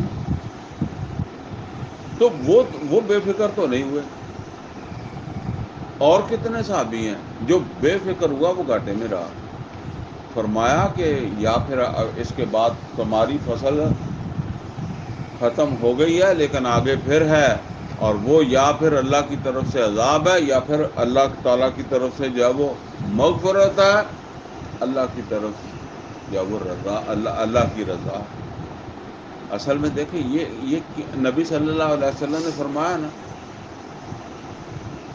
کہ دنیا کے حوالے سے اپنے سے پیچھے والے کو دیکھ لیا کرو. یعنی جب دنیا میں آئے نا کہ میرے پاس یہ نہیں ہے وہ نہیں ہے، کس کو دیکھ لو جو تم سے بھی تنگ ہے، تم سے بھی کم وسائل ہیں، تم سے بھی زیادہ مسائل میں ہے. اور جو آخرت میں کے حوالے سے اپنی ذمہ داریاں ادا کر رہا ہے دوسروں کے حوالے سے اپنے سے بہتر کو دیکھو. یار یہ بھی تو انسان ہے، یہ بھی تو کر سکتا ہے، میں کیوں نہیں کر سکتا. دنیا میں بھی ہم ایسے دیکھتے ہیں فلانے کا پتر یار وہ چنگا بھلا کاروبار کرتا، تسی نکمے ہو. ٹھیک ہے، تو وہ یہی بات ہے. تو اس کو جو ہے وہ دیکھو جو کر رہا ہے. تو یہ سوچو گے تو ترجیح بنے گی، ورنہ دنیا تو کھینچ لے گی. قرآن حکیم میں سورہ عنکبوت میں اللہ تعالیٰ نے فرمایا انما هذه الحیات الدنیا لہو و لعب انما هذه الحیات الدنیا لعب و لہو وَأَنَّ الدَّارَ الْآخِرَةَ لَهِيَ الْحَيَوَانُ لَوْ كَانُوا يَعْلَمُونَ. لوگو اصل زندگی آخرت کی ہے. وہ جو نبی صلی اللہ علیہ وسلم فرمایا میں تو یہ ٹیمپریری ٹائم ہے میرا. اب جو بے وقوف ہوگا نا جو ٹیمپریری کو اصل سمجھ لے گا، فرمایا ان الدار الآخرۃ لہی الحیوان، یہ آخرت کی زندگی اصل ہے. اور اس کے لیے چونکہ اس کا ہمیں تجربہ کوئی نہیں ہے، اس کا تجربہ ہے. مثال کے طور پر جو ہے نا وہ رات ہو گئی ہے، تو رات کے وقت جس کا آدمی کے گھر میں صبح ناشتے کے لیے آٹا نہیں ہے اس کو رات نیند کیسے آئے گی؟ پیسے بھی نہیں، آٹا بھی نہیں ہے، تو اس کو رات نیند نہیں آئے گی. وہ کہے گا صبح اٹھتے ہیں بچے نے روٹی منگنی ہے، کسی نے سکول جان دا دعائی دینی ہے، بیوی نے بھیجا تھا مغرب کے بعد کہ جا کے تو آٹا لب کے لیا، پھر ٹر کے آ گیا درس سن کے. اول تو خیر درس تو سنتا ہی نہیں گا نا وہ، لیکن چلیں گھوم پھر کے جاؤ. جب رات کو 1 بجے گھر گیا خالی ہاتھ، نے کہا تو پہلا سوال یہی کرے گی تو آٹا لین گیا سی وہ کتے. تو یہ ہے دنیا، کیونکہ اس کا ہمیں تجربہ ہے. اور آخرت میں ہمیں کیا چیز سکھ دینے والی ہے، کیا چیز دکھ دینے والی ہے، اس کا ہمیں تجربہ نہیں ہے، لہذا ہم اس کی فکر نہیں کرتے. تو فرمایا کہ تمہاری فصل ختم نہیں ہوگی، فکر کرو وہاں یا تو عذاب ہوگا یا پھر اللہ تعالیٰ کی طرف سے مغفرت ہوگی، اللہ کی رضا شامل حال ہو جائے گی. وَمَا الْحَيَاةُ الدُّنْيَا إِلَّا مَتَاعُ الْغُرُورِ. یہ دنیا کی زندگی دھوکے کا سامان ہے، اس سے زیادہ اس کی کوئی اہمیت نہیں۔ اچھا اب یہ سمجھ لیں جی، بندہ سمجھے کہ جی بالکل ہی اس سے لا تعلق بھی نہیں ہو سکتا، ٹھیک ہے نا، ظاہر ہے پیٹ ہے، بس زندہ رہیں گے تو دین کا بھی کام کریں گے نا۔ اگر چلیں آخرت کی حاصل کرنی ہے تو وہ بھی زندگی ہوگی تو آخرت کے لیے کوشش کریں گے نا، اللہ کی وہ حاکمیت کی بحالی کے لیے کوشش کریں گے۔ پھر سیکس بھی ہے، شادی کی بھی ضرورت پڑ جائے گی، بچے بھی ہو جائیں گے، ان کو بھی پالنے کی ضرورت پڑ جائے گی۔ بات اصل میں یہ ہے کہ ہر شخص نے اپنے آپ کو سمیٹنا ہے، اپنی خواہشات کو محدود کرنا ہے۔ اچھا یہ ایک ایسا چکر ہے کہ اگر آپ محدود کرنے پہ آ جائیں نا تو آپ بالکل محدود کر سکتے ہیں، یہ کر سکتے ہیں، اور اگر آپ بڑھانے پہ جائیں تو پھر آپ کی پوری زندگی بھی پوری نہیں آتی۔ دیکھیں یہ خیمیاں دے وچ بھی تے انسان ہی واسطے آدم دی اولاد ہے، یا وہ ساڈے طرح نہیں جمے۔ ہو سکتا سارے لوگ اتفاق نہ کرن، بلکہ 100% نہیں کرن گے یار وہ کادی زندگی ہے، لیکن زندگی گزار دے کہ نہیں گزار دے؟ ٹینٹاں دے ساری زندگی اوڑ جڑے آ یہ ساری زندگی اتنے ہی گزار دے۔ میں ایک دفعہ ایک اوڑ کا انٹرویو لیا، میں کہا کوئی شناختی کارڈ کوئی دوسرا، کہہ شناختی کارڈ اسی کرنا نہ سارے بچے نے پڑھنا نہ کوئی نوکری کرنی تے نہ کوئی پلاٹ کی سانوں ضرورت آ، اتنے بیٹھے ہیں چک کے اتنے لے جاواں گے، ٹھیک ہے نا۔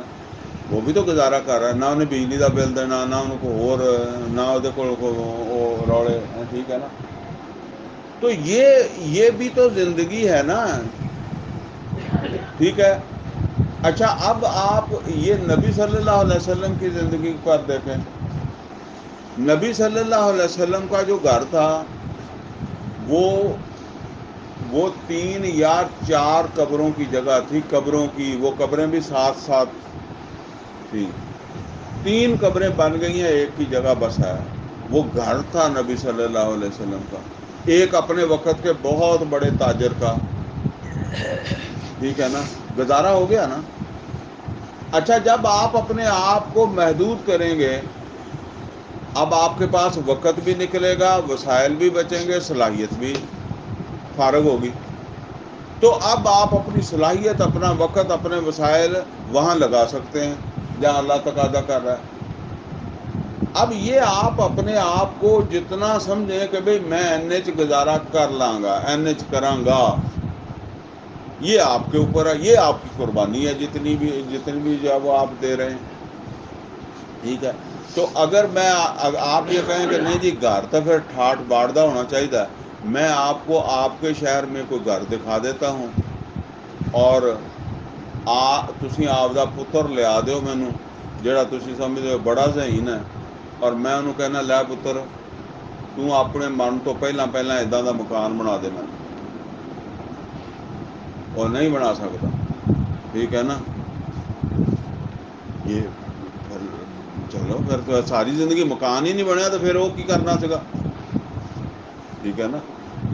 اسی طرح شادیوں کے اوپر یا فوتگیوں کے اوپر یا دوسرے تیسرے شغل جو آپ مرضی جتنے مرضی بڑھا لیں، تو یہ اصل کے اندر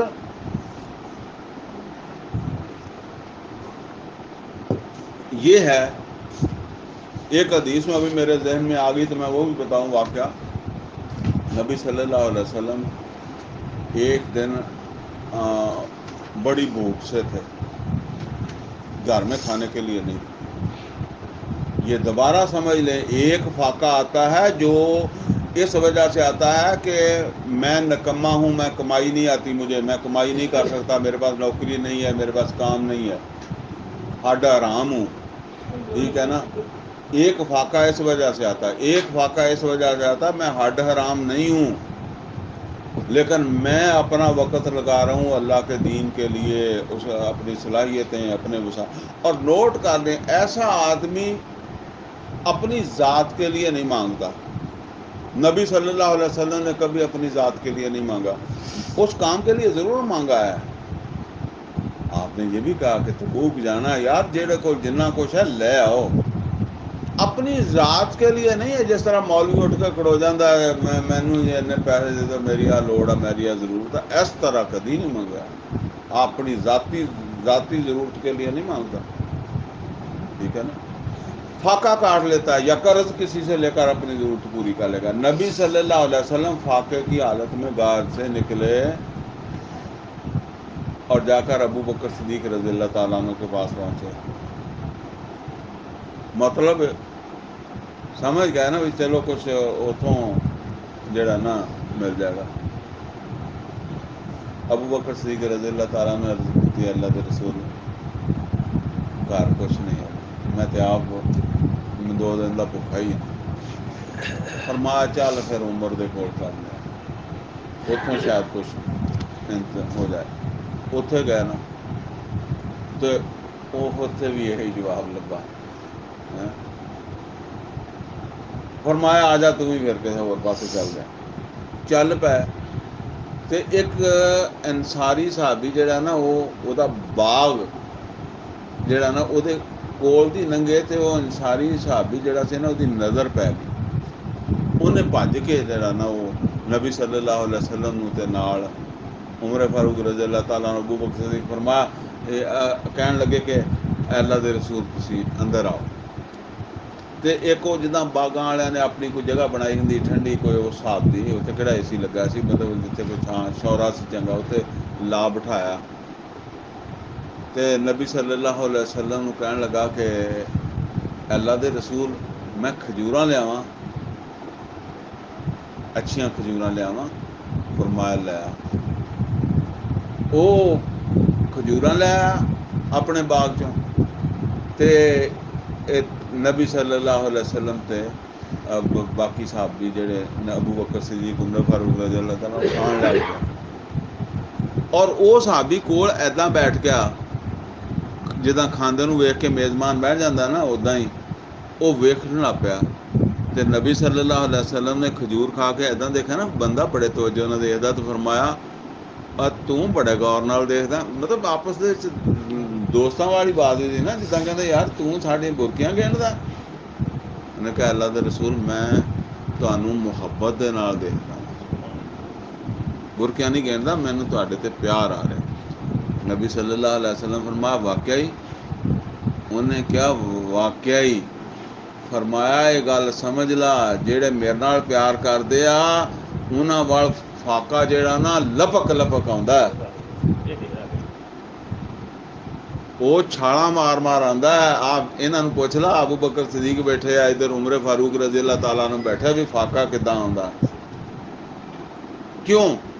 ظاہر ہے جنی محبت ہوئے گی انہیں اپنے آپ کو انویسٹ کرے گا نا اس پاسے.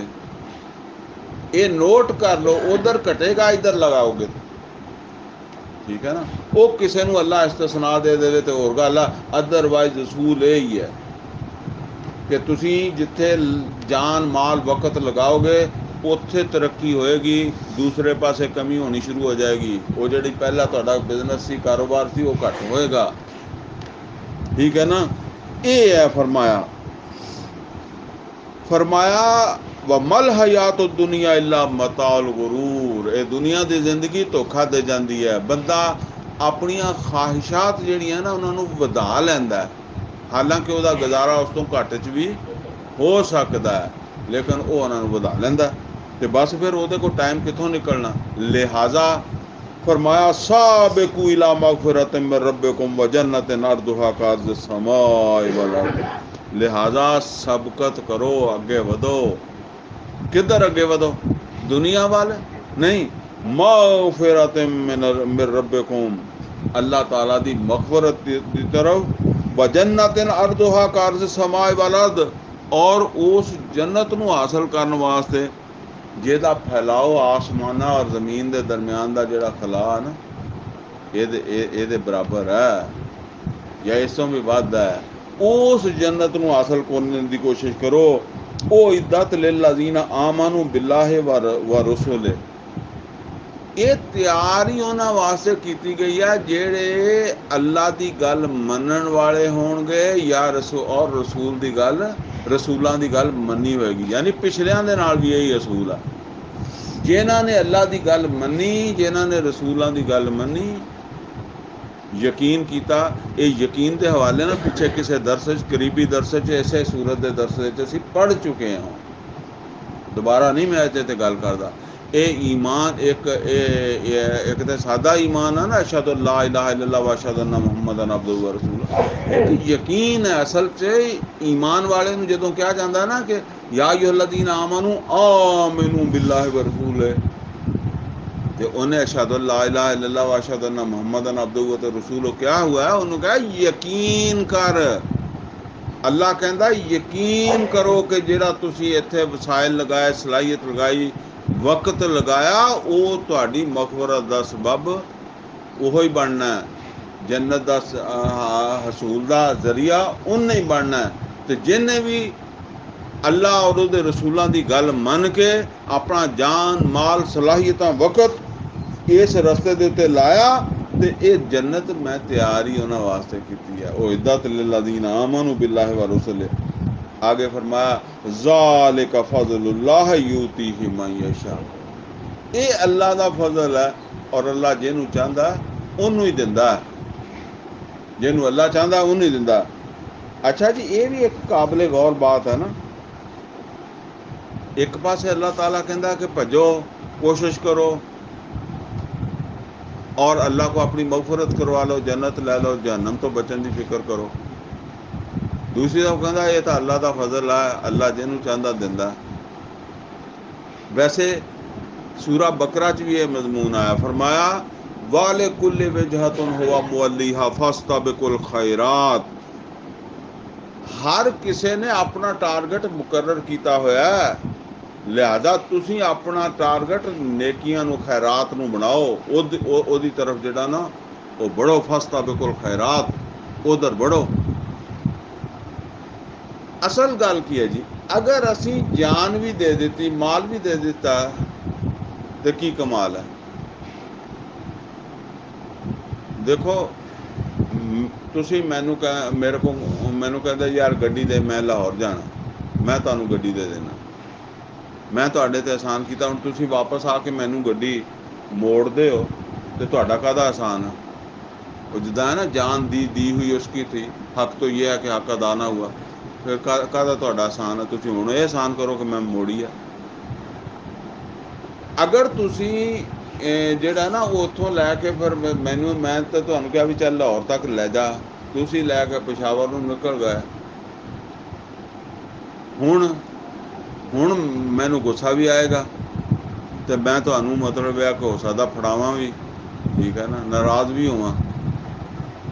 अगर अल्लाह ताला दे रस्ते दे लगा देता है, वक़्त लगा देता, सलाहियत लगा देती है, वसाइल लगा देते हैं, तो ये कोई आसान तो नहीं अल्लाह ते कीता। अल्लाह ने दिता सी, अल्लाह दे रस्ते ते तुसी ला दिता, लेकिन अल्लाह कहता है कि मैं तुहाडे इस अमल की कदर करदा वां। ये बिल्कुल इस तरह समझ लो कि तुहाडे अपने बच्चे हुंदे हैं ना, वो बच्चों को जिस वेले तुसी मतलब है कि कोई चीज़ दिंदे हो ना लिया के, तो बाज़ औकात और मेरे वर्गा बाबा ਉਹਦੀਆਂ ਪੋਤੇ ਪੋਤੀਆਂ ਹੁੰਦੇ ਨਾ, ਤੇ ਉਹ ਜਦੋਂ ਫਿਰ ਕਹਿੰਦੇ ਆ ਸਾਨੂੰ ਚਿਪਸ ਲੈ ਦੇ, ਸਾਨੂੰ ਫਲਾਨਾ ਲੈ ਦੇ, ਉਹ ਉਂਗਲੀ ਲਾ ਲੈਂਦਾ, ਕਿਉਂਕਿ ਉਹਦਾ ਕੰਮ ਤੇ ਹੋਰ ਕੋਈ ਨਹੀਂ ਹੁੰਦਾ, ਬਾਬਾ ਵਿਹਲਾ। ਉਹ ਉਂਗਲੀ ਲਾ ਕੇ ਕਿੱਥੇ ਲੈ ਜਾਂਦਾ, ਦੁਕਾਨ ਤੇ, ਉਹ ਤੋਂ ਲੈ ਦਿੰਦਾ। ਉਹ ਘਰ ਆ ਜਾਂਦਾ, ਉਹ ਕੋਲ ਖਾ ਰਹੇ ਹੁੰਦੇ, ਲਿਫਾਫੇ ਖੋਲ ਕੇ ਖਾ ਰਹੇ ਹੁੰਦੇ। ਉਹ ਕਹਿੰਦਾ ਇਹ ਮੈਨੂੰ ਵੀ ਦੇ ਦੇ ਹੈਂ। ਉਹ ਕਦੀ ਤੇ ਹੱਥ 'ਤੇ ਰੱਖਦੇ ਆ ਤੇ ਕਦੀ ਨਹੀਂ ਰੱਖਦੇ, ਹਾਲਾਂਕਿ ਉਹਨਾਂ ਨੂੰ ਪਤਾ ਵੀ ਅਸੀਂ ਇਹਦੇ ਨਾਲ ਗਏ ਸੀ, ਅਸੀਂ ਇਹਨੂੰ ਲੈ ਕੇ, ਇਹਨੇ ਸਾਨੂੰ ਲੈ ਕੇ ਦਿੱਤੀ ਹੈ। ਅੱਛਾ, ਉਹ ਜਦੋਂ ਮਤਲਬ ਇਹ ਵੀ ਹੱਥ 'ਤੇ ਵੀ ਰੱਖਦਾ ਨਾ, ਤੇ ਉਹ ਇੱਕ ਛੋਟਾ ਜਿਹਾ ਟੁਕੜਾ ਰੱਖਦਾ, ਪੂਰਾ ਨਹੀਂ ਰੱਖਦਾ ਉਹ ਹੈਂ। ਤੁਸੀਂ ਲੈਣਾ ਤਾਂ ਨਹੀਂ ਹੁੰਦਾ, ਲੇਕਿਨ ਤੁਹਾਨੂੰ ਇੱਕ ਖੁਸ਼ੀ ਹੁੰਦੀ ਹੈ, ਠੀਕ ਹੈ ਨਾ, ਕਿ ਯਾਰ ਇਹਨੇ ਦਿੱਤਾ ਹੈ, ਇਹ ਮੇਰੇ ਕੋਲ ਆਇਆ, ਇਹਨੂੰ ਵੀ ਮੇਰੇ ਨਾਲ ਕੋਈ ਮੁਹੱਬਤ ਹੈ, ਇਹਨੂੰ ਮੇਰੇ ਨਾਲ ਕੋਈ ਉਨਸ ਹੈ। ਪਰ ਗੱਲ ਇੰਨੀ ਹੈ, ਅੱਲਾਹ ਤਾਲਾ ਕਹਿੰਦਾ ਹੈ ਕਿ ਇਹ ਮੇਰਾ ਹੀ ਦਿੱਤਾ ਹੋਇਆ ਵਾ ਜਿਹੜਾ ਤੁਸੀਂ ਦੇਣਾ ਹੈ, ਠੀਕ ਹੈ ਨਾ। ਲੇਕਿਨ ਬਹਰਹਾਲ ਮੈਂ ਇਹਦੀ ਕਦਰ ਕਰਾਂਗਾ, ਕਦਰ ਕਰਦਾ ਵਾਂ ਜਿਹੜਾ ਦਿੰਦਾ। ਲਿਹਾਜ਼ਾ ਤੁਸੀਂ ਇਹ ਨਾ ਸਮਝੋ ਕਿ ਤੁਸੀਂ ਆਪਦੇ ਦਿੱਤੇ ਨਾਲ ਜੰਨਤ ਚਲੇ ਗਏ, ਜਾਂ ਆਪਣੀ ਸਲਾਹੀਅਤ ਦੇ ਨਾਲ ਚਲੇ ਗਏ, ਜਾਂ ਆਪਣੇ ਵਸਾਇਲ ਨਾਲ ਚਲੇ ਗਏ। ਉਹ ਤੇ ਮੈਂ ਤੁਹਾਡਾ ਇਹ ਜਿਹੜਾ ਨਾ ਜਿਵੇਂ ਉਹ ਬੱਚੇ ਨੇ ਆ ਕੇ ਨਾ ਤੁਸੀਂ ਹੱਥ ਕੀਤਾ, ਬੱਚੇ ਨੇ ਉਹਦੇ ਤੇ ਕੋਈ ਰੱਖ ਦਿੱਤਾ ਥੋੜਾ ਬਹੁਤਾ, ਤੁਸੀਂ ਪਿਆਰ ਨਾਲ ਚੱਕ ਲਿਆ, ਚੁੰਮ ਲਿਆ, ਯਾ ਕਿਆ ਬਾਤ ਹੈ, ਕਿਆ ਬਾਤ ਹੈ। ਇਹ ਗੱਲ ਹੈ। ਅੱਲਾ ਕਹਿੰਦਾ ਕਿ ਬਸ ਮੈਂ ਜੰਨਤ ਤਾਂ ਮੇਰੀ ਰਹਿਮਤ ਹੈ। ਉਹ ਨਬੀ ਸੱਲੱਲਾਹੁ अलैहि वसल्लम फरमाया हर कोई अल्लाह की रहमत ना ही जाएगा, ਉਹਦੇ ਤੋਂ ਬਗੈਰ ਨਹੀਂ ਜਾਣ ਲੱਗਾ, ਠੀਕ ਹੈ ਨਾ। ਇਹ ਲਿਹਾਜ਼ਾ ਇਹ ਇੱਕ ਕੋਸ਼ਿਸ਼ ਹੈ, ਤੁਸੀਂ ਕੋਸ਼ਿਸ਼ ਕਰੋ।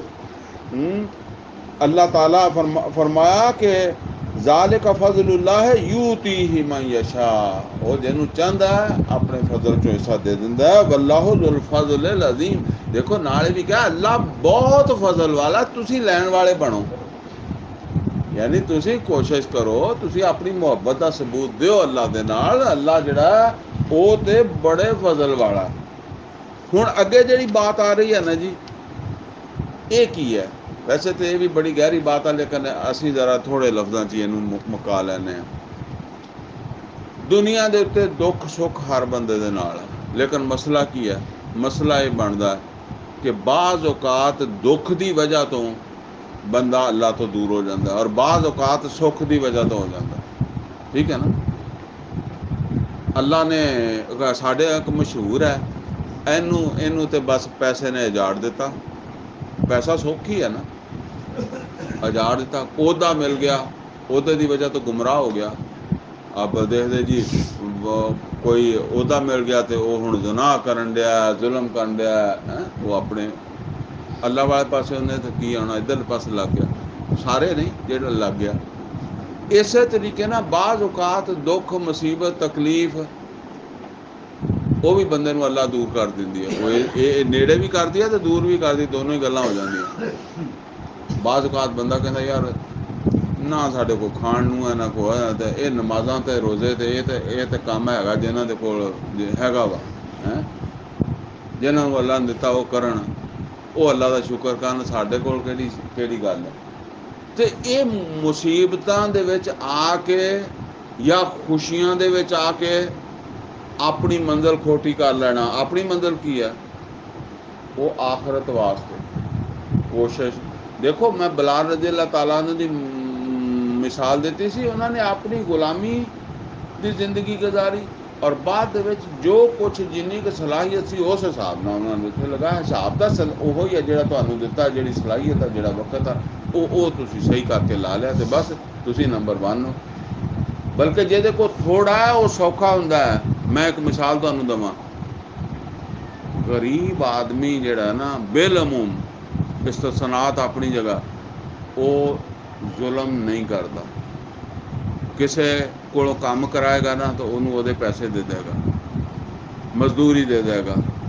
ਆ ਛੋਟੇ ਮੋਟੇ ਕੰਮ ਲੈਣੇ ਪੈਂਦੇ ਨਾ, ਕਿਸੇ ਮਿਸਤਰੀ ਕੋਲ, ਕਿਸੇ ਰੰਗ ਸਾਜ਼ ਕੋਲ, ਕਿਸੇ ਨੂੰ ਬੁਲਾ ਲਿਆ ਘਰ ਆ ਜਾਏ, ਮੇਰੀ ਮੋਟਰ ਸਹੀ ਕਰ ਦੇ ਯਾਰ, ਆਹ ਕਰ ਦੇ, ਉਹ ਕਰ ਦੇ, ਘਰਾਂ 'ਚ ਲੋੜ ਪੈਂਦੀ ਹੈ ਨਾ, ਉਹ ਬੰਦਾ ਦੇ ਦਿੰਦਾ।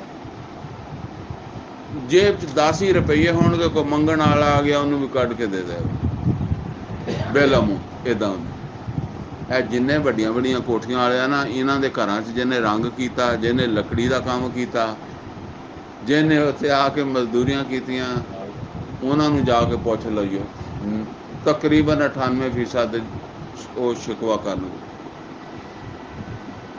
ਨਹੀਂ ਦਿੱਤੀ ਮੇਰੀ ਦਿਹਾੜੀ, ਥੋੜ੍ਹੀ ਦਿੱਤੀ, ਇਹ ਰਗੜਾ ਪਾ ਲਿਆ, ਠੀਕ ਹੈ ਨਾ। ਕੋਈ ਗਰੀਬ ਆਪੇ ਹੀ ਕਰ ਲਈਓ ਤੁਸੀਂ, ਤੁਹਾਨੂੰ ਆਪੇ ਪਤਾ ਲੱਗ ਜਾਏਗਾ। ਕੋਈ ਗਰੀਬ ਨਹੀਂ ਕਰਦਾ, ਉਹ ਕਹਿੰਦਾ ਅੱਛਾ ਉਹ ਤੇ 10 ਰੁਪਈਏ ਵੀ ਕੱਢ ਕੇ ਦਿੰਦਾ, ਇਹ ਜ਼ਕਾਤ ਵੀ ਨਹੀਂ ਦਿੰਦਾ। ਇਹਦੀ ਜਾਨ ਜ਼ਕਾਤ ਦਿੰਦਿਆਂ ਵੀ ਜਾਂਦੀ ਹੈ। ਸਮਝ ਆਈ ਮੇਰੀ ਬਾਤ? ਇਹਨੂੰ ਗੁੰਮਰਾਹ ਕਰ ਦਿੱਤਾ ਇਸ ਸ਼ੈ ਨੇ, ਇਹਦੀ ਜਾਨ ਜਾਂਦੀ ਹੈ, ਠੀਕ ਹੈ। ਇਹ ਜ਼ਕਾਤ ਵੀ ਨਹੀਂ ਦਿੰਦਾ, ਤਾਂ ਜ਼ਕਾਤ ਤੋਂ ਵੱਧ ਕੇ ਕੀ ਦੇਣਾ? ਤੇ ਇਹਨੇ ਅਬੂ ਬਕਰ ਸਦੀਕ ਰਜ਼ੀ ਅੱਲਾਹ ਤਾਲਾ ਨੂੰ ਤਰ੍ਹਾਂ ਸਾਰਾ ਮਾਲ ਕਿੱਥੋਂ ਦੇਣਾ? ਇਹ ਤਾਂ ਦਿੰਦਾ ਨਹੀਂ ਜ਼ਕਾਤ ਵੀ। ਅੱਲਾ ਕਹਿੰਦਾ ਕਿ ਇਹ ਦੁਨੀਆ 'ਚ ਦੁੱਖ ਸੁੱਖ ਜਿਹੜਾ ਨਾ, ਇਹ ਮੇਰੇ ਫੈਸਲੇ ਦੇ ਮੁਤਾਬਕ ਆਉਂਦਾ ਹੈ। ਇਹ ਦੁੱਖ ਸੁੱਖ ਤੁਹਾਨੂੰ ਇੰਨਾ ਮੁਤਾਸਰ ਨਾ ਕਰ ਦੇਵੇ ਕਿ ਤੁਸੀਂ ਦੁੱਖ ਦੀ ਵਜ੍ਹਾ ਤੋਂ ਜਾਂ ਸੁੱਖ ਦੀ ਵਜ੍ਹਾ ਤੋਂ ਆਪਣੀ ਆਖਰਤ ਬਰਬਾਦ ਕਰ ਲਓ, ਆਖਰਤ ਭੁੱਲ ਜਾਓ। ٹھیک ہے نا. فرمایا ما اصاب من مصیبت فی الارض ولا فی انفسکم الا فی کتاب من قبل ان نبرہا. کوئی مصیبت ویسے ਇਹਦਾ ਜਿਹੜਾ ਉਹ ਸਾਡੇ ਤੋਂ ਮੁਸੀਬਤ ਇੱਕ ਹੀ ਮਾਨੇ 'ਚ ਅਸਾਬਾ ਯੁਸੀਬੋ ਹੁੰਦਾ ਆ ਜਾਣਾ, ਜਿਹਨੂੰ ਕਹਿੰਦੇ ਨਾ ਵੀ ਇਹ ਚੀਜ਼ ਆ ਗਈ। ਉਹ ਖੁਸ਼ੀ ਵੀ ਹੁੰਦੀ ਹੈ, ਉਹ ਗਮ ਵੀ ਹੁੰਦਾ, ਲੇਕਿਨ ਬੇਲਮੂਮ ਅਸੀਂ ਉਹਨੂੰ ਮੁਸੀਬਤ ਨੂੰ ਉਸ ਮਾਨੀ 'ਚ ਲੈਂਦੇ ਹਾਂ। ਠੀਕ ਹੈ ਨਾ. ਇਹਦਾ ਅੱਗੇ ਚੱਲਾਂਗੇ ਤਾਂ ਤੁਹਾਨੂੰ ਪਤਾ ਲੱਗ ਜਾਏਗਾ ਦੋਨਾਂ ਦੀ ਗੱਲ ਹੋ ਰਹੀ ਹੈ। ਨਾ ਤੇ ਕੋਈ ਆਸਾਨੀ ਤੇ ਨਾ ਕੋਈ ਤੰਗੀ, ਨਾ ਕੋਈ ਪਰੇਸ਼ਾਨੀ ਤੇ ਨਾ ਕੋਈ ਉਹ ਪਰੇਸ਼ਾਨੀ ਦੇ ਮੁਕਾਬਲੇ 'ਚ ਕੀ ਹੁੰਦਾ ਆਸਾਨੀ ਜਾਂ ਖੁਸ਼ੀ, ਜਾਂ ਨਾ ਕੋਈ ਖੁਸ਼ੀ ਨਾ ਕੋਈ ਪਰੇਸ਼ਾਨੀ। ਔਰ ਕਿਸੇ ਨਹੀਂ ਆਉਂਦੀ ਨਾ ਤੁਹਾਡੀ ਜ਼ਾਤ 'ਤੇ ਨਾ ਅੱਲਾਹ ਤਾਲਾ ਦੀ ਇਸ ਜ਼ਮੀਨ ਦੇ ਉੱਤੇ ਕਿਸੇ ਜਗ੍ਹਾ ਵੀ ਵਾਕਿਆ ਹੁੰਦੀ, ਵਕੂਅ ਪਜ਼ੀਰ ਹੁੰਦੀ ਕੋਈ ਪਰੇਸ਼ਾਨੀ, ਕੋਈ ਹਾਦਸਾ, ਨਾ ਕੋਈ ਜ਼ਲਜ਼ਲਾ ਆਉਂਦਾ, ਨਾ ਕੋਈ ਜਿਹੜਾ ਨਾ ਉਹ ਸੈਲਾਬ ਆਉਂਦਾ, ਨਾ ਕੋਈ ਤੂਫਾਨ ਆਉਂਦਾ, ਕੁਛ ਨਹੀਂ ਆਉਂਦਾ। الا فی کتاب من قبل ان نبرہا، مگر اللہ تعالیٰ نے ایک کتاب جو پہلے درج کر دیتا سی،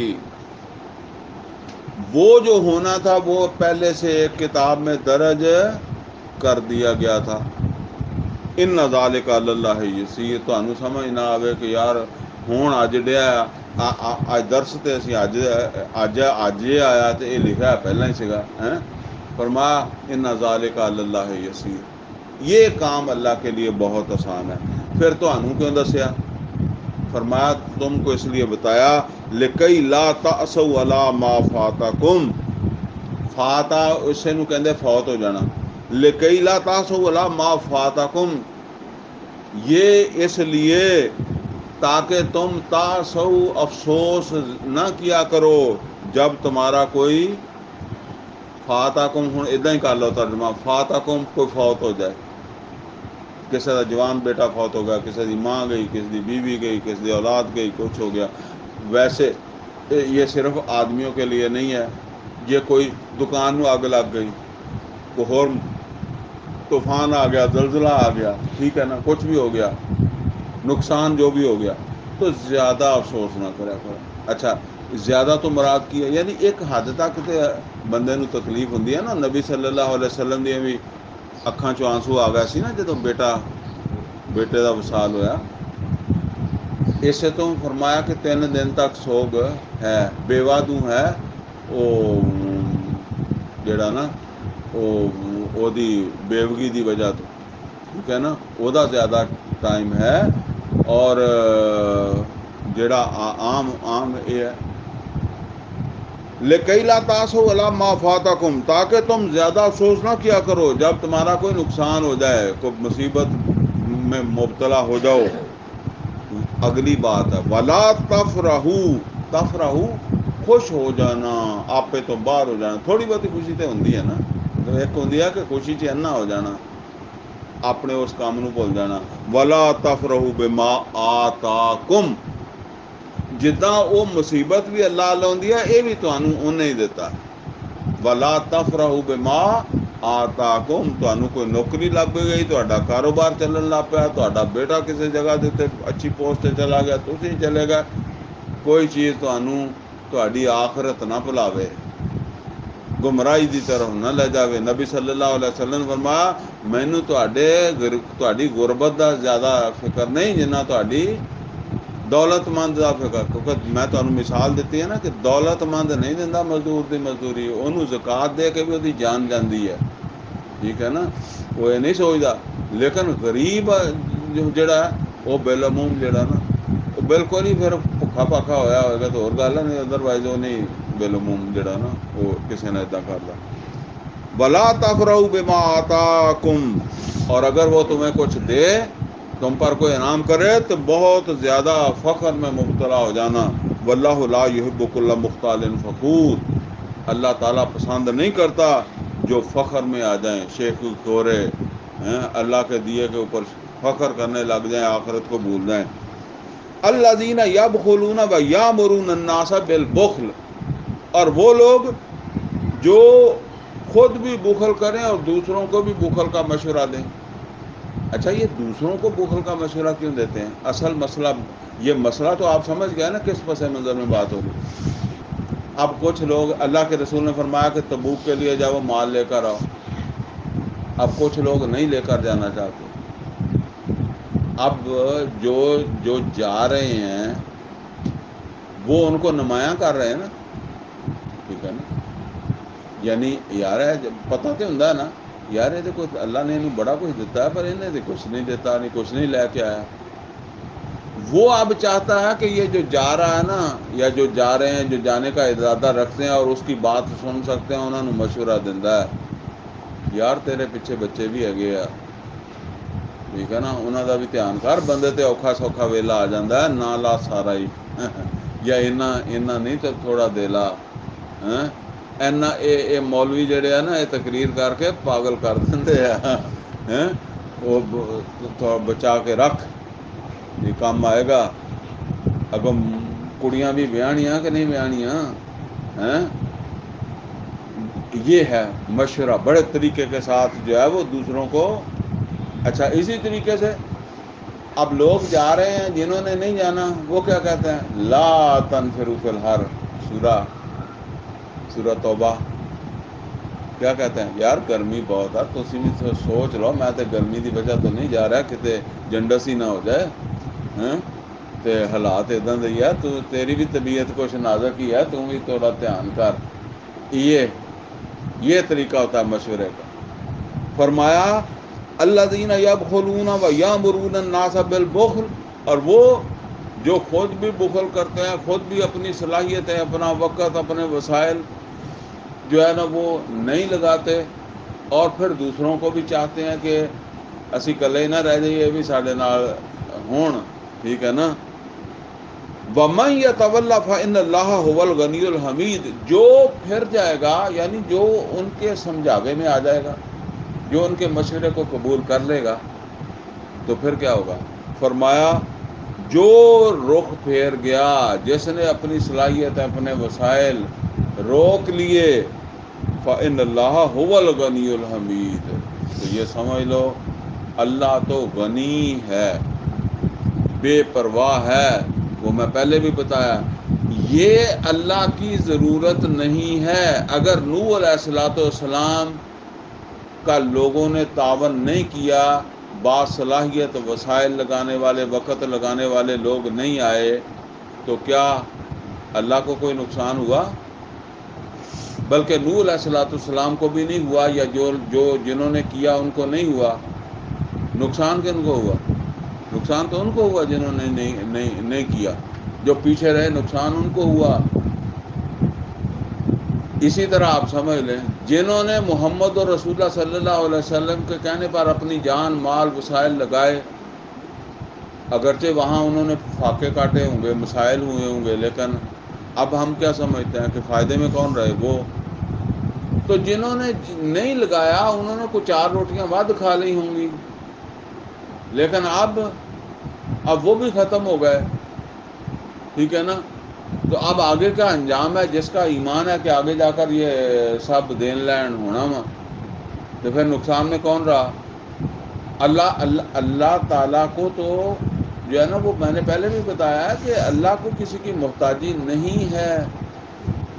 یہ تم اپنے آپ کو اللہ تعالیٰ کے ہاں جو ہے نا وہ پاس کرنے کے لیے، اس امتحان میں سے پاس کرنے کے لیے جو ہے نا وہ تم یہ عمل کر رہے ہو.